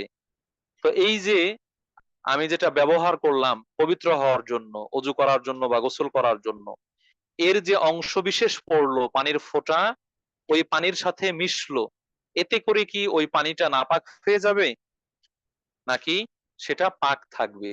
অর্থাৎ এরকম পানির হুকুম কি? অজু বা গোসলকারী তার শরীর থেকে যে পানি ঝরে পড়ে, সেই ঝরে পড়া পানির হুকুম কি? এটা যদি অন্য পানির সাথে মিশে যায়, সে পানি কি পাক থাকবে, পবিত্রই থাকবে, নাকি এটা নাপাক হয়ে যাবে, অপবিত্র হয়ে যাবে? প্রিয় উপস্থিতি, এক্ষেত্রে আমরা বলবো যে এরকম পানি পড়লে কি অবস্থা, সেটা নিয়ে ইসলামিক স্কলারগণ মতনৈক্য করেছেন। দুই ধরনের মত প্রকাশ করেছেন। কেউ কেউ বলেছেন যে মুসল্লি ব্যক্তির বা অজুকারী গোসলকারী ব্যক্তির শরীর থেকে যে পানির ফোঁটা বা পানির অংশ বিশেষ অন্য পানির সাথে মিশে, এই পানিটা তাহির গায়রু মুতাহির, নিজে পাক কিন্তু অন্যকে পাক করতে পারে না, নিজে পবিত্র কিন্তু অন্যকে পবিত্র করতে পারে না। আবার আরেক দল বলছেন, ইসলামিক স্কলার, তারা ইসলামের পণ্ডিতরা, যে না, এটাও পবিত্র পানির হুকুমে, নিজে পবিত্র অন্যকে পবিত্র করতে পারে। আমরা বলবো যে অথেন্টিক হচ্ছে এটাও পবিত্র পানির হুকুমে, নিজে পবিত্র অন্যকে পবিত্র করতে পারে। একজন মানুষ অজু করছে বা গোসল করছে, তার অজুর অঙ্গ থেকে, গোসলের অঙ্গ থেকে পবিত্র পানির সাথে যদি পানি ছিটে পড়ে, তাহলে ওই পানিটা নাপাক হবে না, অথবা অন্যকে পবিত্র করতে পারবে না এমনটা নয়, বরং সেটা পবিত্র করতে পারবে। এ ব্যাপারে অনেকগুলো দলিল নিয়ে আসা হয়েছে। স্বাভাবিকভাবে আমরা যখন এরকম খোলা জায়গায় গোসল করি, বালতিতে পানি ভরে নিয়ে অথবা বাথটবে, বাথরুমের ভিতরে বাথটবে গোসল করি, তখন গোসলের পানি ওই জায়গায় পড়বে অথবা সংরক্ষিত পানি আছে সেখানে পানি ছিটে যাবে, এটা স্বাভাবিক। এটা থেকে বেঁচে থাকা সম্ভব নয়, বা এটা অনেক কষ্টসাধ্য। আর ইসলাম এরকম কষ্টসাধ্য জিনিস আমাদের ওপর চাপিয়ে দেয়নি। দ্বিতীয়ত হচ্ছে, আল্লাহ রাসূল সাল্লাল্লাহু আলাইহি সাল্লাম এবং তার স্ত্রীরা, একাধিক বর্ণনা এসেছে, কখনো কখনো আয়েশা রাদিয়াল্লাহু তাআলা আনহা, কখনো মাইমুনা রাদিয়াল্লাহু তাআলা আনহা, কখনো উম্মে সালামা রাদিয়াল্লাহু তাআলা আনহা, তারা একই পাত্র থেকে পানি নিয়ে গোসল করেছেন। এক জায়গায় পানি জমা করে রাখা আছে, হ্যাঁ, সে বাথটব থেকে অথবা হাউস থেকে বা বালতি থেকে পানি উঠিয়ে তারা গোসল করেছেন। তো সেই জায়গায় পানি উঠাতে গিয়ে কখনো পানিতে আল্লাহ রাসূলের হাত স্পর্শ হয়েছে, কখনো তার স্ত্রীর হাত স্পর্শ হয়েছে।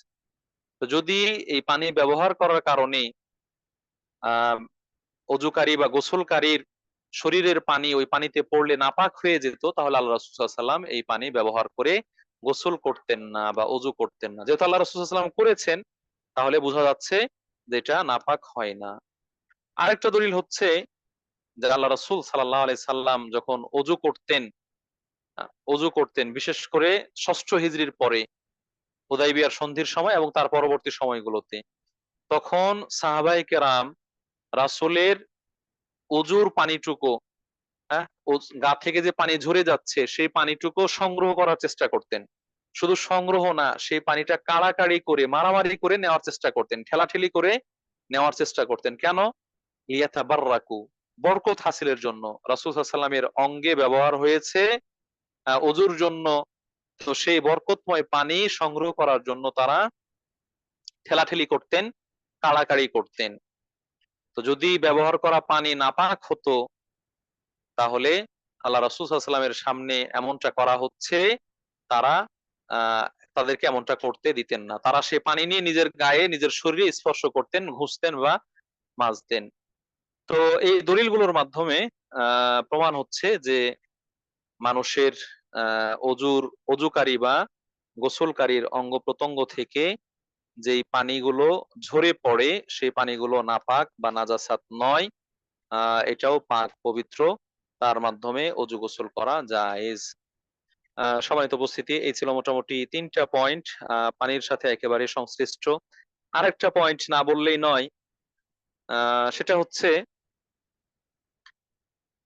আমরা যে পানি পান করি, পানি খাই আমরা, পান করার পরে পাত্রের মধ্যে যে উচ্ছিষ্ট থেকে যায়, হয়তো কেউ 1 গ্লাস পানি ঢাললো খাওয়ার জন্য, হাফ গ্লাস খেয়ে বাকিটা রেখে দিল, তাহলে এটাকে তো আমরা উচ্ছিষ্ট বলি।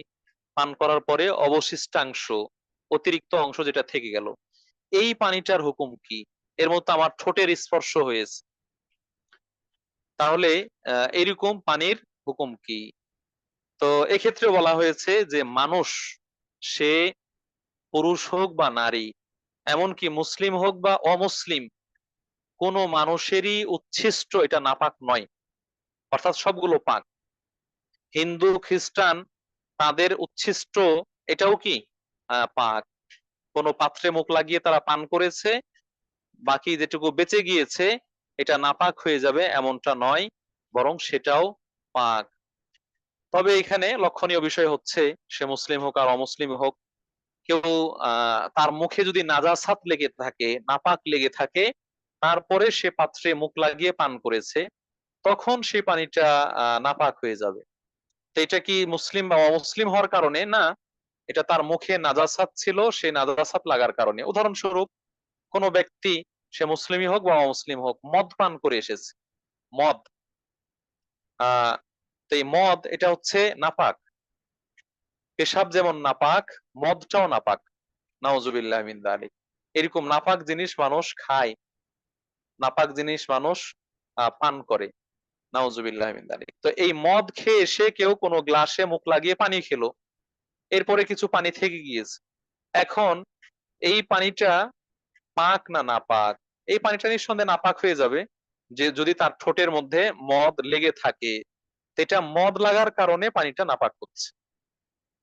ওই ব্যক্তির ঠোঁটে মদ লেগে থাকার কারণে, নাজাসাত লেগে থাকার কারণে এটা নাপাক হচ্ছে। সরাসরি অমুসলিম হওয়ার কারণে অথবা আহ বিধর্মী হওয়ার কারণে নাপাক হচ্ছে না।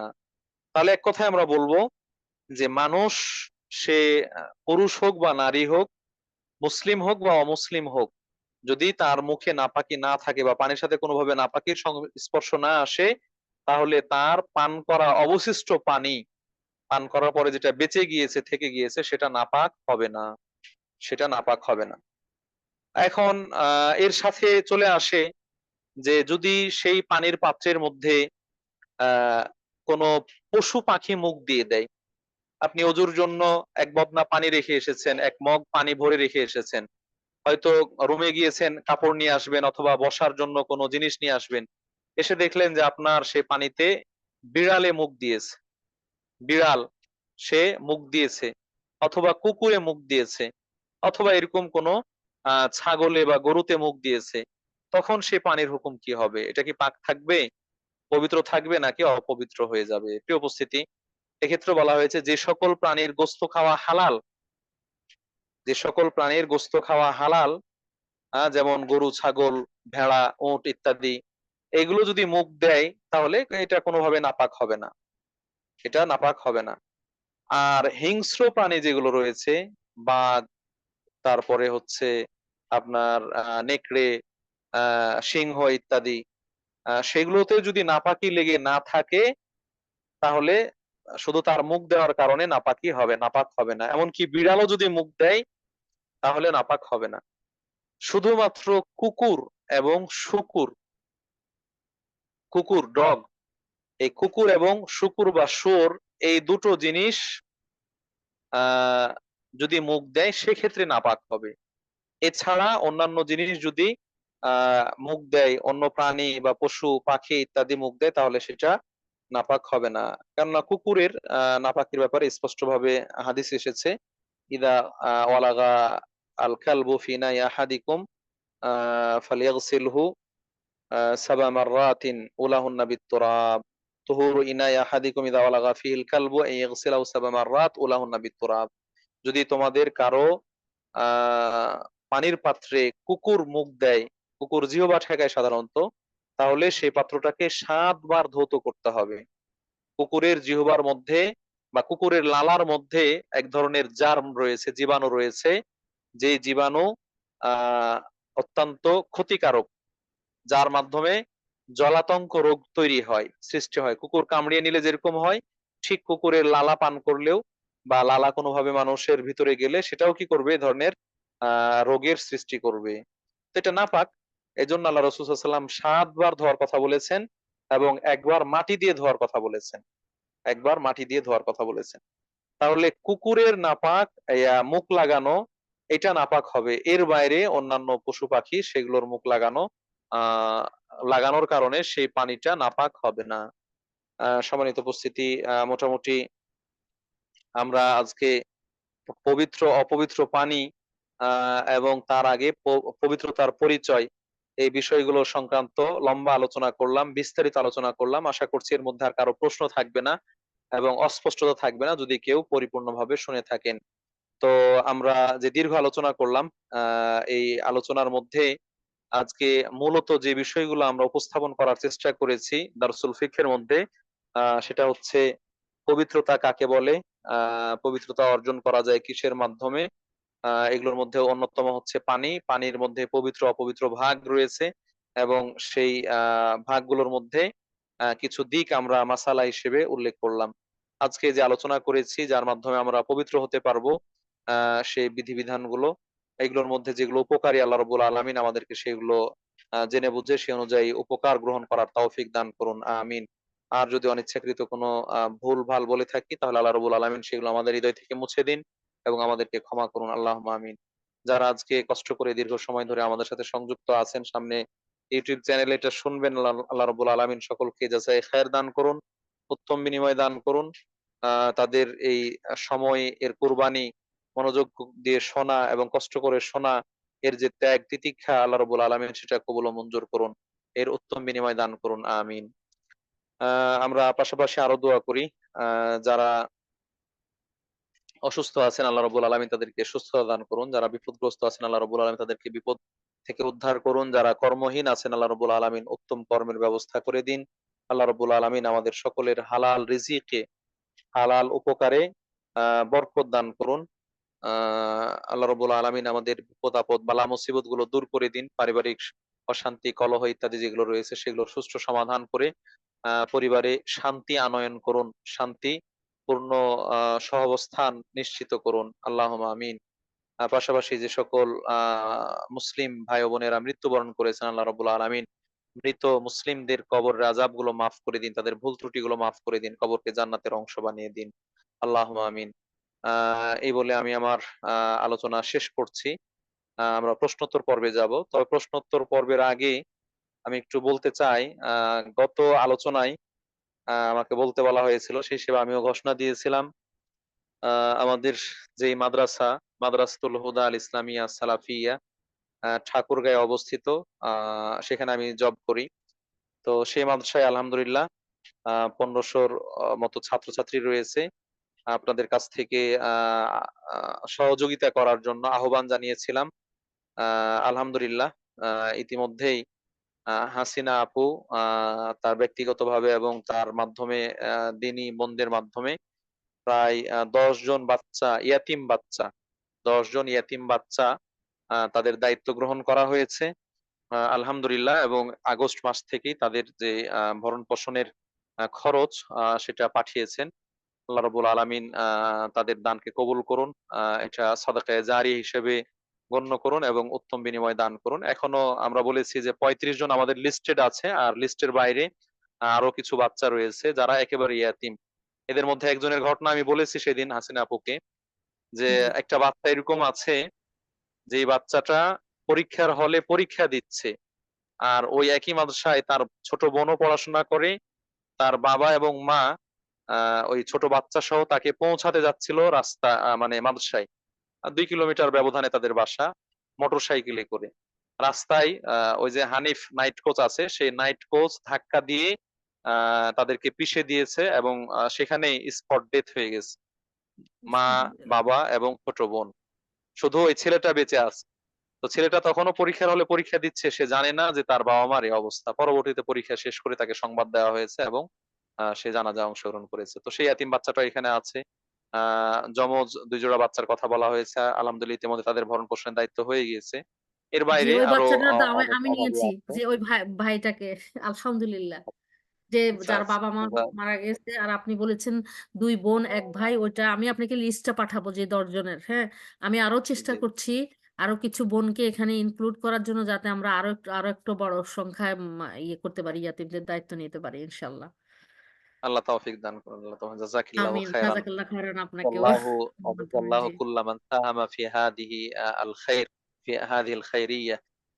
যারা জি যেভাবে এখানে মানে পার্টিসিপেট করছেন, অংশগ্রহণ করছেন, আল্লাহ রাব্বুল আলামিন সকলকেই নিজের অবস্থানে থেকে প্রত্যেকের অবস্থা অনুযায়ী আল্লাহ রাব্বুল আলামিন উত্তম বিনিময় দান করুন, আমিন। আমিন।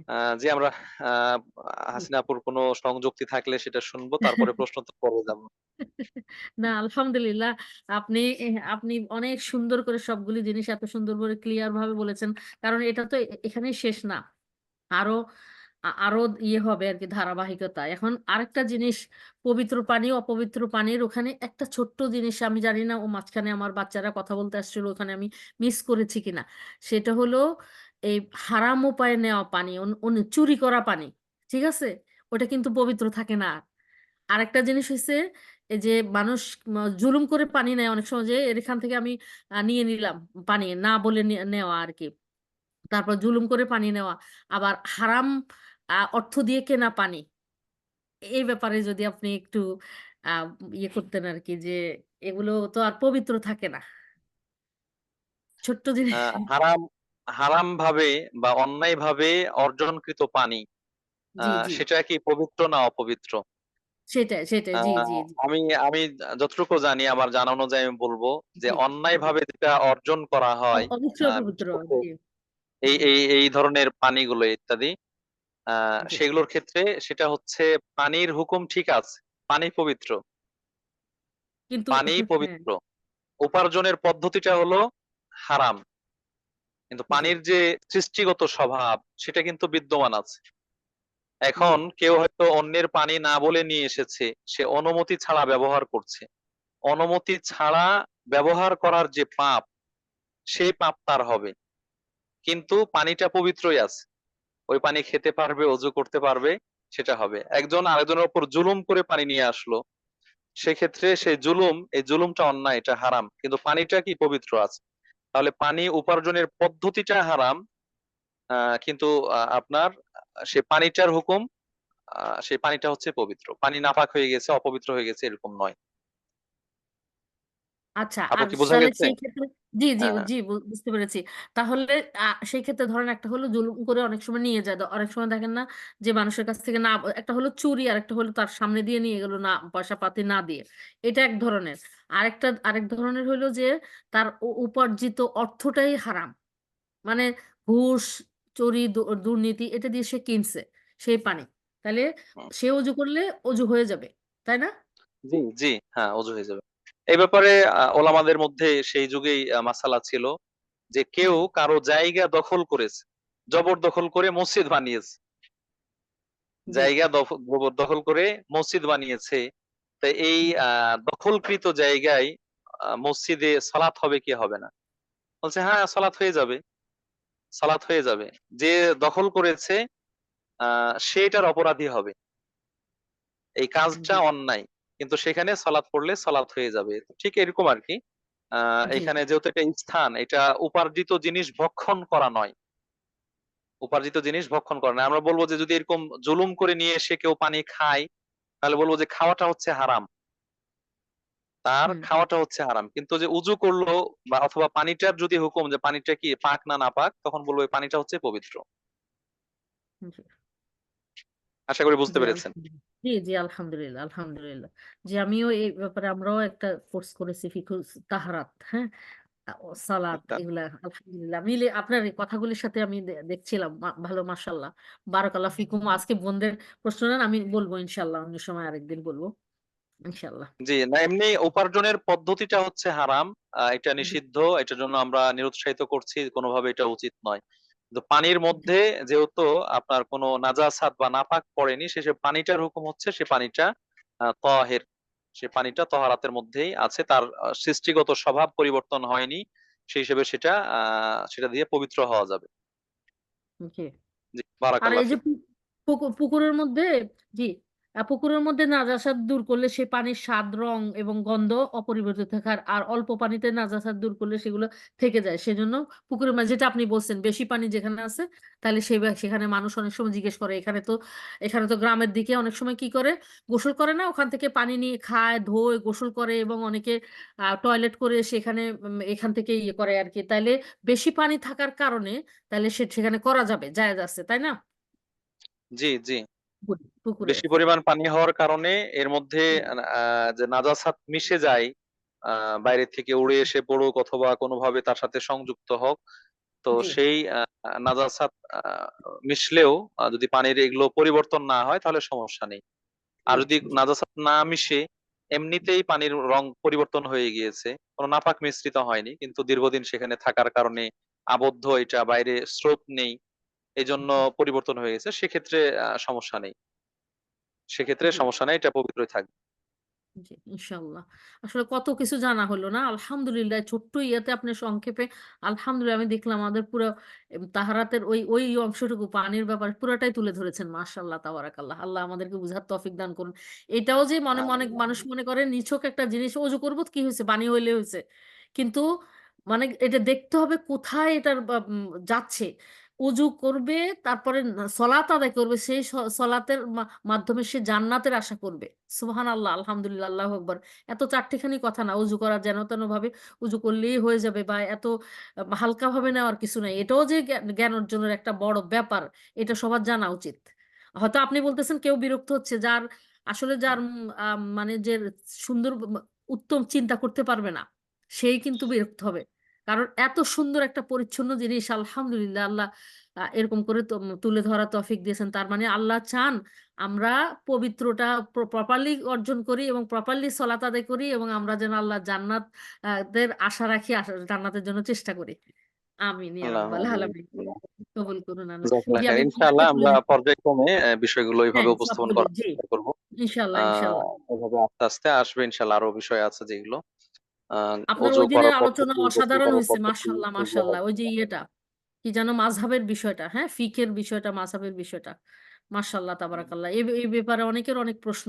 যাই হোক, যাদের যে প্রশ্ন থাকে আপনারা ভাইয়ের কাছে করবেন, ইনশাল্লাহ উনি করবেন।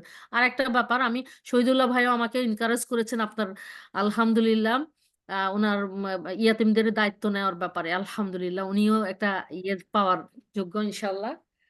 আলহামদুলিল্লাহ, উনিও আল্লাহ যেন তৌফিক জাযাকাল্লাহু দেন। আহসানাল জাযা। জাযাহুল্লাহ। জি জি। জাযাল্লাহু কুল্লা মান সাহামা। জাযাল্লাহু কুল্লা আমিন মান আমিন সাহামা। আল্লাহুম্মা আমিন। আমিন ইয়া রাব্বাল। আমি আশা করি আরো কিছু ছাত্রের দায়িত্ব আমরা নিতে পারবো ইনশাল্লাহ। আমি তো স্বপ্ন দেখতেছি পুরো টিমের দায়িত্ব যদি আল্লাহ আমাদেরকে দেন, আল্লাহর কাছে আমরা কৃতজ্ঞ থাকবো।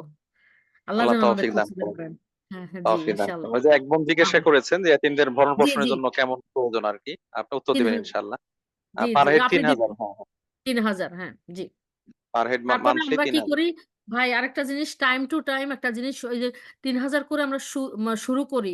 এখন দেশের পরিস্থিতিতে কোনো সময় যদি জিনিসপত্রের দাম বেড়ে যায় পর, তখন আমরা সেই সিচুয়েশন অনুযায়ী মাথায় রাখবো যে ইনশাল্লাহ আমরা তখন ওই একদম শুরু করলাম সেটাই ইয়ে থাকবো না, সিচুয়েশন অনুযায়ী আমরা আল্লাহর ইচ্ছায় চেষ্টা করব তখন ইয়ে করে ডিমান্ড ফুলফিল করতে আর কি, কিছু জি, যদি জি, বাড়ে। ইনশাআল্লাহ, ইনশাআল্লাহ। সেটাই, জি এটা ওই ইনশাল্লাহ। বছরের শুরুতে কিছু বাড়লে হয়তো বছরের শুরুতে বাড়বে ইনশাআল্লাহ। জি জি জি। বছরের মধ্যখানে বাড়ার খুব বেশি না থাকে না। না, জি তারপর আল্লাহ জি না করুক যে সেরকম কোনো সিচুয়েশন তৈরি হয়। জি আপাতত এর জি মধ্যেই ৩,০০০ এ আপনার থাকা, খাওয়া এবং টিউশন ফি যা আছে সব মিলিয়ে জি এতটুকুই করা ইনশাল্লাহ। হয় আরকি। জি, জি। আপনারা আমার সাথে আ যোগাযোগ করবেন, কারণ আমরা এক টিম হিসাবে সব কিন্তু এসো আল্লাহর পথে। আমরা আপনাদের নাম গোপন রাখবো, আল্লাহর কাছেই থাকবে সে নাম। তো এই জন্য আমরা কাউকে কিছু ওরকম করে বলছি না, কিন্তু আসেন একসাথে আমরা ভালো কাজগুলি করে ফেলি, হ্যাঁ, বা অন্য আল্লাহ যখন আমাদের সামনে সুযোগ এনে দিয়েছেন সেই সুযোগের সদ্ব্যবহার আমরা করি, নিয়ত করি, চেষ্টা করি, পৌঁছে দেওয়া দিবেন আমাদের রব আমাদেরকে ইনশাল্লাহ। জি জাযাকুমুল্লাহ খাইর। এক বোন হাত আসসালামু উঠিয়েছেন প্রশ্ন আলাইকুম। করার জন্য। আফরোজা, দিনী জি বোন জি আফরোজা। জি জি। আসসালামু আলাইকুম ওয়া রাহমাতুল্লাহি ওয়া বারাকাতুহু। আচ্ছা ওই ওয়ালাইকুম আসসালাম ওয়া রাহমাতুল্লাহ। জি, প্রশ্ন করুন প্লিজ। আচ্ছা, যদিও মানে কিছু কিছু জিনিস আছে জানি বিচ্ছিন্ন ভাবে, তারপর মনে হয় কি আবার কনফিউজড হয়ে যায়, এই জন্যই জিজ্ঞেস করা। সেটা হলো মানে ওই যে আহ, একটা হলো যে এখানে ওই যে মানে মৃত ব্যক্তিকে গোসলের সময় ওই যে ইয়ে বললেন ওই যে কি জানি ওটা গোলাপ জল, এটার কি মানে জি। পরিমাণ থাকে কোনো, মানে এটা আহ, বেশি নেওয়া যাবে নাকি পরিমাণ, এরকম কোনো মেজারমেন্ট থাকে গোলাপ কোনো? জলের ব্যবহারটা কোথায়? এটি গোসলের সময় নাকি কবরস্থানে? গোসলের সময়, গোসলে। গোসলের সময় এটা সম্ভবত কর্পূর ব্যবহার করে, কাফুর বলা হয়েছে। কর্পূর ব্যবহার করা হয়। কর্পূর না? এমনিতেই ও, জি, জি। বড়ই আর পাতা আমি মিশ্রিত পানি দিয়ে গোসল করা হয়, গোসল করানো হয় হ্যাঁ, আরকি। জি আর গোসল শেষে কর্পূর ব্যবহার করা হয়। বিশেষ করে যে জায়গাগুলোতে জোড়া বা ভাঁজ আছে, সেই জায়গাগুলোতে কর্পূর ব্যবহার জি। করার কথা এসেছে। এটাও সুন্নাহ। আর গোলাপ জল আমরা যতটুকু জানি কবরস্থানে ছিটায়, যখন লাশকে কবরে রাখে তখন ওই কবরের জি মধ্যে জি। দেয় ছিটিয়ে, অথবা উপস্থিত যারা আছে তাদের গায়ে ছিটিয়ে দেয়। এটা যদিও সুঘ্রাণ বা সুগন্ধি হিসেবে ব্যবহার করে। গোলাপ জলটা যতদূর সম্ভব এটা পবিত্র, কিন্তু এইরকম ব্যবহারটা ইসলামী শরীয়তে অনুমোদিত না। ও কবর আচ্ছা, পাড়ে যে পানির মধ্যে এটা মেশানোটা ছেটাতে হবে, অনুমোদিত না? এটা না, না, এটা অনুমোদিত না। আহ ও পানির মধ্যে বড়ই পাতা মেশানোর কথা এসেছে হাদিসে, যেটা আমরা একটু আগে বললাম যে রাসূলের মেয়েকে গোসল দেওয়ার সময় আল্লাহ রাসূল সাল্লাল্লাহু আলাইহি ওয়াসাল্লাম ওইভাবে বলেছেন, বড়ই পাতা হ্যাঁ, ওটা এবং তো পানি করে। যোগ করে গোসল দিবে। আর জি গোসল জি, শেষে কর্পূর দিবে। কর্পূর আহ দিবে। জি, ও জি। কর্পূরের মধ্যে কিছুটা এমনি তো সুগন্ধি আছে, কিছুটা সুঘ্রাণ আছে, আর ইয়েটা ডেড বডিটা একটু হয়, লং লিভ হয় আরকি, সহজেই ধরে না। আপনার ওই যে ইয়েগুলো বলে, কীটগুলো বলে, সেগুলো সহজে আক্রমণ করে না। তো এটার ওই অনুমোদিত। কিন্তু ওই এর মাটির বাইরে ভিতর। আহ, হুম, এর বাইরে ও গোসলের পরে অথবা আহ আপনার কবর পাড়ে সেখানে গোলাপ জল দেওয়া, সেটা অনুমোদিত নয়, সেটা হাদিস দ্বারা প্রমাণিত নয়। জি, ও আর কিছু? আচ্ছা আচ্ছা। জি জি, আর একটা হলো যে শুক্রবারে যে 1000 দুরূদ পাঠ করা, এইটা এইটা নিয়ে একটু বলবেন কিছু? মানে এটা ঠিক সঠিক শুক্রবারে নাকি? 1000 বার? হ্যাঁ, এটা কি কাউন্ট করতে হবে নাকি আনকাউন্টেবল, মানে কাউন্টিং ছাড়াই পড়বো, সেটা কোনটা ভালো? শুক্রবারে বেশি বেশি দরুদ পড়ার ব্যাপারে এসেছে। জি। শুক্রবারে বেশি বেশি দরুদ পড়ার ব্যাপারে, তবে এটা আনলিমিটেড। এটা মানে কোনো সংখ্যায় সীমিত, এরকম আমার জানা মতে কোনো সংখ্যায় সীমিত আহ সংখ্যা, নির্দিষ্ট হুম, সংখ্যা আসেনি যে এত এত আসেনি। সংখ্যা আচ্ছা আচ্ছা। অথবা, এটা আনলিমিটেড, যে আচ্ছা, যতটুকু পারে, যার যতটুকু সাধ্য হয় শুক্রবারে বেশি বেশি দরুদ পড়া। পড়া, পাঠ করা। আচ্ছা আচ্ছা, জি, জি। ও, আর ঠিক আছে, তো যা যা মোল্লা খয়ের। বারাকাল্লাহ ফিক, বারাকাল্লাহ ফিক। আহ ওকে। আরেক বোন হাত উঠিয়েছেন, আইডি হচ্ছে স্যামসাং SM3। বুঝতে পারছেন আশা করি, শুনতে পেলে প্রশ্ন করবেন। নাম আসসালামু নেই, আলাইকুম। ডিভাইসের নাম আছে আসসালামু এখানে। আসসালামু আলাইকুম। ওয়ালাইকুম আসসালাম হ্যালো, রহমতুল্লাহ। আমি একটু জানতে চাচ্ছি সূরা নাজমের সারাংশটা একটু ছোট্ট করে যদি বলতেন, যদি আপনার সময় হয় আর কি। সূরা নাজম, এটা এক এটা এক মানে উম, মুসলিম কিন্তু এই দেশীয় বোন জানতে চাইছে আর কি। সেই সূরা নাজমটা পড়ে তার খুব ভালো লাগছে, তো এটার সারাংশটা একটু যদি বলতেন আর কি। মানে এই এর সূরাটার ভিতরে আল্লাহ সারাংশ তাআলা, এবং হ্যাঁ, বলা তো কঠিন। এখানে সূরা নাজম একটা সূরা যেখানে নাজম, বিভিন্ন হ্যাঁ, বিষয় আলোচিত হয়েছে। জি, 60 আয়াত আহ আছে এটার ভিতরে। জি, 62, 62। আপনার আচ্ছা। প্রায় ও 62টা আয়াত রয়েছে। হ্যাঁ, নতুন, হ্যাঁ, নতুন মুসলিম 62টা হয়েছে আয়াত। তো এখন, নতুন মুসলিম হয়েছে জি, এখন। ও অনেক কিছু জানতে চায় অনেক সময়, কিন্তু আমি এই এই এটার মানে বলতে আমার একটু লাগে, কারণ আমি তো জানি না, অনেক কিছুই জানি না, একটু একটু পড়ি, আল্লাহ খায়ের, বুঝি আর কি না জানা এইটুকুই, থাকলে কিন্তু আর অবশ্যই জেনে একজনকে বলবেন। বোঝানোর মতো। কিন্তু এখানে জি জি। মানে সারাংশ কোন দিক থেকে বলবো, এখানে যেই ইয়েটা বলা হয়েছে, আহ রাসূল প্রথমেই সে সাল্লাল্লাহু জানতে আলাইহি চাইছে ওয়াসাল্লাম। স্টার, আল্লাহ তাআলা তারকারাজির শপথ করছেন আর কি, ওইটা ওইখান থেকে সে আমাকে প্রশ্ন করছে আর কি। এই তারকার স্টারের যে আল্লাহ তাআলা শপথ করছেন, এটা কি মিন করলো আর কি। আচ্ছা আচ্ছা, এইভাবে অনেকগুলো বিষয় আছে এর ভিতরে। পুরোটা বললে জি অনেকগুলো বিষয় আছে। আহ তার মধ্যে শুরু যেটা বললেন যে এখানে ওয়ান নাজমি ইযা হাওয়া মা যাল্লা সাহিবুকুম ওয়া মা গাওয়া, শপথ করেছেন তারকারাজির। তো এই জি শপথের ব্যাপারে আল্লাহ তাআলা স্রষ্টা হিসেবে তার জন্য যে কোনো জিনিসের শপথ করা বৈধ। সৃষ্টির জন্য শুধুমাত্র আল্লাহর নাম অথবা সিফাতের মাধ্যমে শপথ করবে, কিন্তু আল্লাহ যে কোনো জিনিসের মাধ্যমে শপথ করতে পারেন, এটা বৈধ। কিন্তু আল্লাহ রাব্বুল আলামিন ওই জিনিসগুলোর মাধ্যমে শপথ করে সেই জিনিসগুলোর সম্মান, গুরুত্ব, প্রয়োজনীয়তা অনেক বেশি সেটা বুঝিয়েছেন। আর যে জিনিসগুলো গুরুত্বপূর্ণ, যেগুলোর ব্যাপারে মানুষের দৃষ্টি আকর্ষণ করা দরকার, আহ চিন্তা ভাবনা করা দরকার, সেই জিনিসগুলোর আল্লাহ রাব্বুল আলামিন শপথ করেছেন। এর মধ্যে এটা একটা, যে তারকারাজি, এটা বৃহৎ একটা জগৎ, যেখানে অসংখ্য তারকারাজি রয়েছে, যেগুলো এখন বিজ্ঞানীরা বিভিন্ন ভাবে তথ্য দিচ্ছে এবং বলছে বিশাল বিশাল সৃষ্টি। তো এই বিশাল বিশাল সৃষ্টিরও সৃষ্টিকর্তা হচ্ছেন আল্লাহ সুবহানাহু ওয়া তাআলা। তো এরকম বিভিন্ন গুরুত্বপূর্ণ দিক আছে আর কি। তো সেই গুরুত্বপূর্ণ দিকগুলো থাকার কারণে আল্লাহ রাব্বুল আলামিন সেগুলোর শপথ করেছেন, এবং এটা আল্লাহর জন্য যে কোনো জিনিসের শপথ করা বৈধ। পাশাপাশি এই সূরার মধ্যে আহ রাসূল সাল্লাল্লাহু আলাইহি ওয়াসাল্লাম যে আল্লাহর পক্ষ থেকে ওহী পেয়েছেন, এবং তিনি দিন ইসলাম যেটা প্রচার করছেন এটা শুধু আল্লাহর পক্ষ থেকেই, এটা তার মন গড়া কোনো কিছু নয়। সেই বিষয়গুলো সম্পর্কে বলেছেন।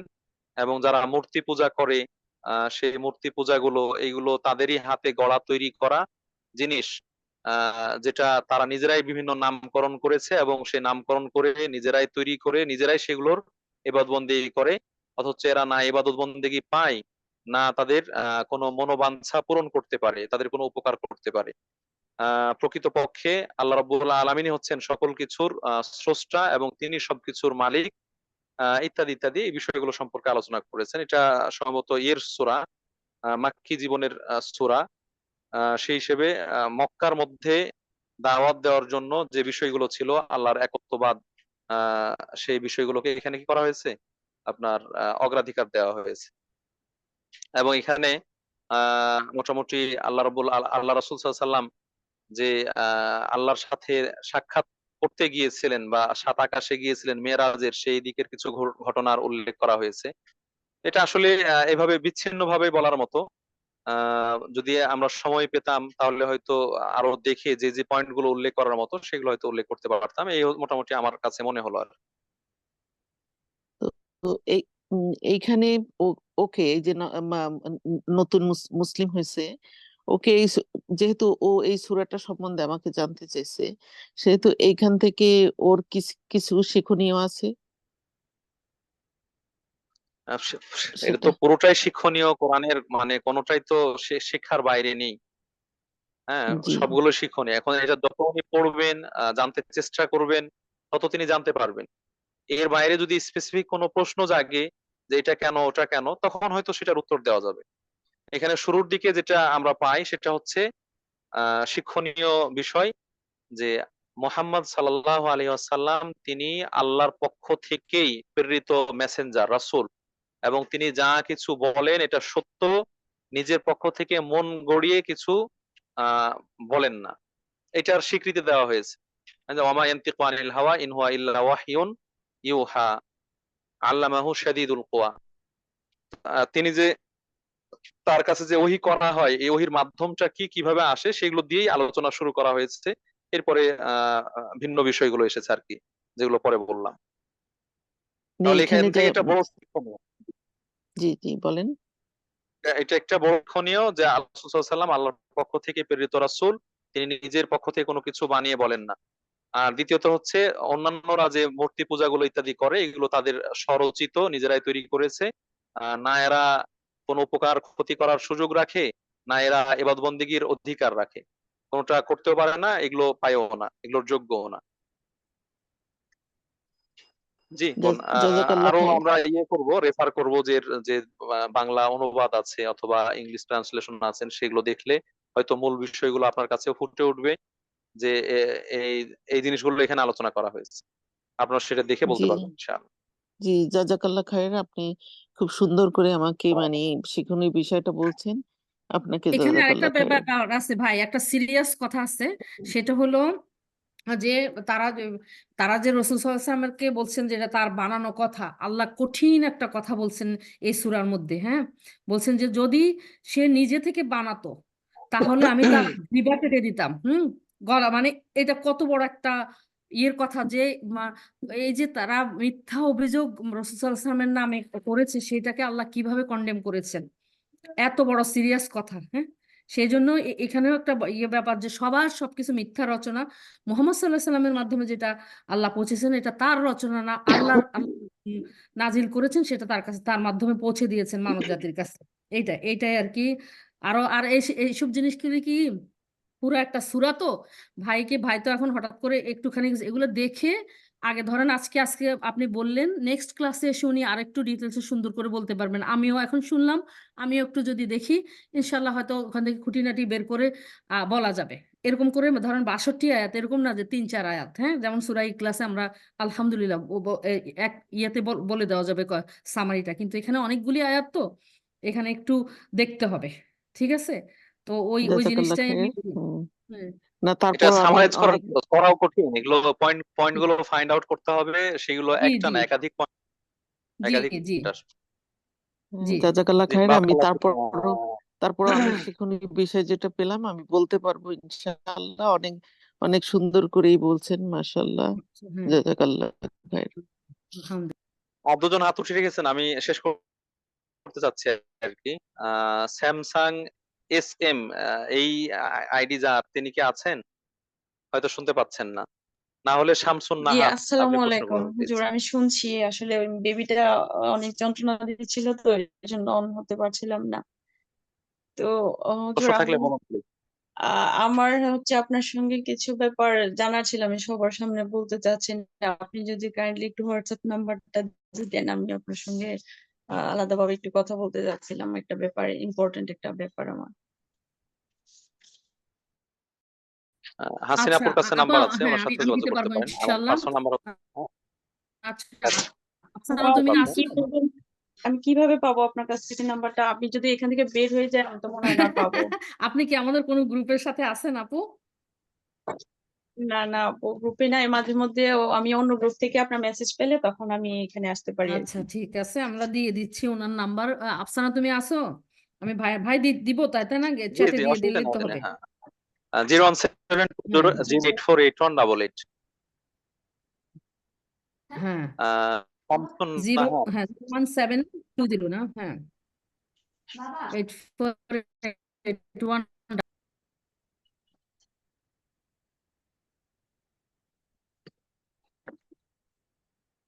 আহ, জি, আশা করি পৌঁছেছে। আর একজন হাত উঠিয়েছেন, মনে হয় নেই, শুনতে পাচ্ছেন না। আমরা শেষ করছি তাহলে।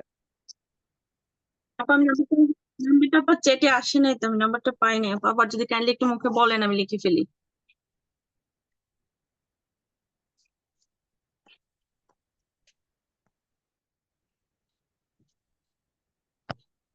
হ্যালো। জি আপু, আমি আফসানাকে দিয়েছি দেওয়ার জন্য।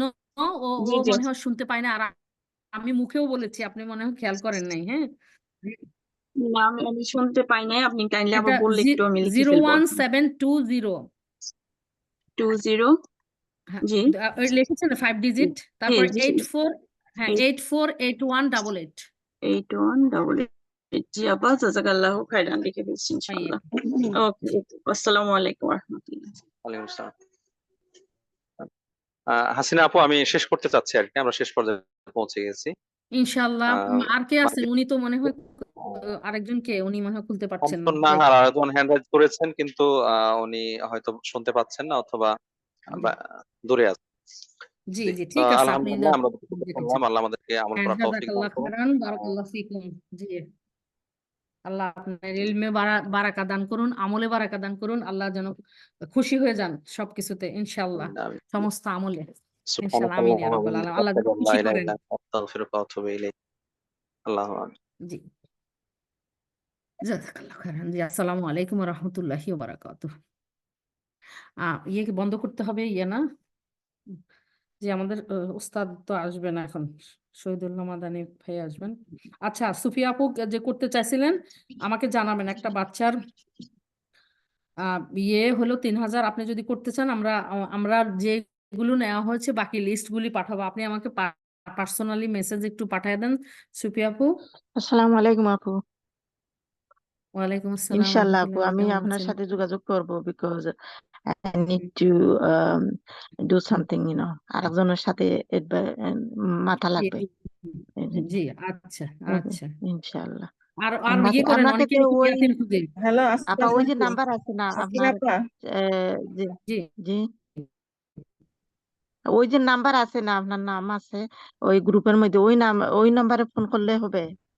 জি, জি, আপনি মেসেজ দিয়েন। যদি আমাদের আর আপনাদের তো সময়ের পার্থক্য হয়ে যায়, জি তো ধরেন আপনার যখন সময়, আমার হয়তো কঠিন জি, সময়, বলতে পারবো না কোন বুঝছেন? সময় আপনি ফ্রি আছেন। সো আমি মেসেজ সেই রাখবো আপা, ইনশাল্লাহ। ইনশাল্লাহ, আপনি মেসেজ রাখলে ইনশাল্লাহ। ইনশাল্লাহ ইনশাল্লাহ, হ্যাঁ, জাযাকাল্লাহু খাইরান আপা। শুনে না, ওকে। মজার ব্যাপার হলো, আমাদের একজন আপা আছেন, আলহামদুলিল্লাহ, তিনি আর তার ছেলে মেয়ে মিলে 15 জন ইয়াতিমের দায়িত্ব, 15 জন হাফিজের দায়িত্ব নিয়েছেন।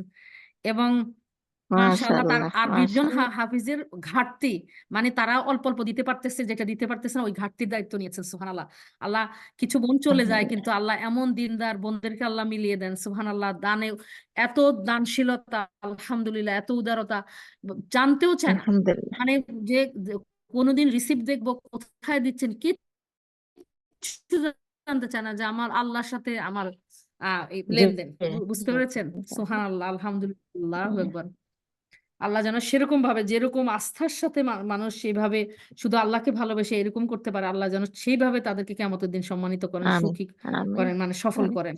যে ভাই একটু আমিন ইয়া ওই রাব্বাল আলামিন। আমাদের ওই বোন আছেন না, আমরা গ্রুপ আছে তো ওই জি জি বোনদের একটু জি জি কাজে লাগাইতে চাইছি, যে কিছু জি। পয়সা এর জন্য কিছু পরামর্শ নিয়ে আপনার সাথে যোগাযোগ করবো ইনশাআল্লাহ। ইনশাল্লাহ। আমি কি কি করব, আমরা আইডেন্টিফাই করব কোন কোন 10 জন 11, আর এই যে আমার এক সঙ্গী, আমার এক ভাবি, উনি আরেকজনের দায়িত্ব নেবেন। তো এই 11 জন বাদ দিয়ে আমি বাকিগুলি আপনি মানে দিব পুরো লিস্টটাই।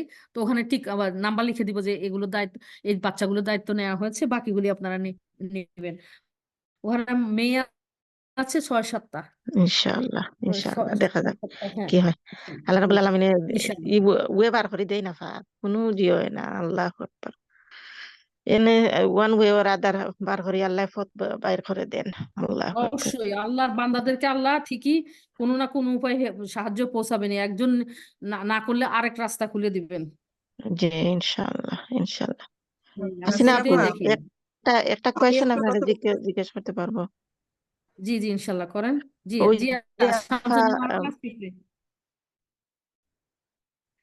জি একটা ওই বলেন বলেন। আহ, যে কে বলতেছেন মধ্যে আমি বলতেছি, ও তারপরে আপনি আপনার বলুন। ওনাকে জিজ্ঞেস করবো। ওকে জি, ইনশাল্লাহ। আপু একটা মাসালা জানার জন্য, হয়তো আপনি জানেন আল্লাহ ওমা আলহামদুলিল্লাহ, আপনার তৌফিক তো ইল্লা বিল্লাহ। এই যে ইনশাল্লাহ ওই যে জাওয়াল নামাজ যে 12টা পরে পড়া 4 রাকাত 4 বুঝছেন, রাকাত, ওটা। ওইটাই হ্যাঁ, ওইটা ইয়ে জাওয়াল জাওয়াল হ্যাঁ হ্যাঁ, নামাজ ওটা ইয়ে নিয়ে ইখতিলাফ আছে। কেউ বলেন জোহরের নামাজি, কেউ বলেন না, স্পষ্ট দলিল আছে। আপনি আমাকে মেসেজ যখন পাঠাবেন, দলিল সহ আমি জিনিসগুলি আপনাকে দিয়ে দেবো। আপনি পড়ে দেখেন, বুঝছেন, তখন বুঝবেন আপনি। ইনশাল্লাহ আছে ইনশাল্লাহ। ওই আমি পড়তেছি, বাট আমি মেক শিওর হইতাম চাইছি আর কি পড়তে যে পারেন। এটা কতটুকু সহি তো যিনি সহি দিয়েছেন আব্দুল তার। জলিল ইয়ের ইয়ে কি যেন মক্কায় দাওয়া, জুবাইল দাওয়া সেন্টার আছে না, আব্দুল জলিল মাদানী, জি উনি দিয়েছেন। উনি তো সব সব ইয়ে করেছেন, মানে ওনার সমস্ত দলিল উনি দিয়েই এটা দেখিয়েছেন যে হ্যাঁ, এই যে জুবাইল দাওয়া সেন্টার, গাইডেন্স সেন্টার, সৌদি আরব। উনি দিয়েছেন জি প্রত্যেকটা, হ্যাঁ হ্যাঁ হ্যাঁ, উনি দিয়েছেন একদম কোন হাত ইয়েতে রেফারেন্স, কোন জায়গায় কি আসছে। আমি এই জন্য, এটা অনেকগুলি রেফারেন্স, তো এই জন্য আমি আপনাকে দিয়ে দিব, আপনি ইয়ে করে নিবেন। আপনি কি আমার ইয়েতে আছেন? আমি আপনি কি আর কোনো ওই মেসেজ দিচ্ছেন? ওইটাতে আছি, ওই যে আপনাদের প্রোগ্রাম হয় উইকেন্ডে,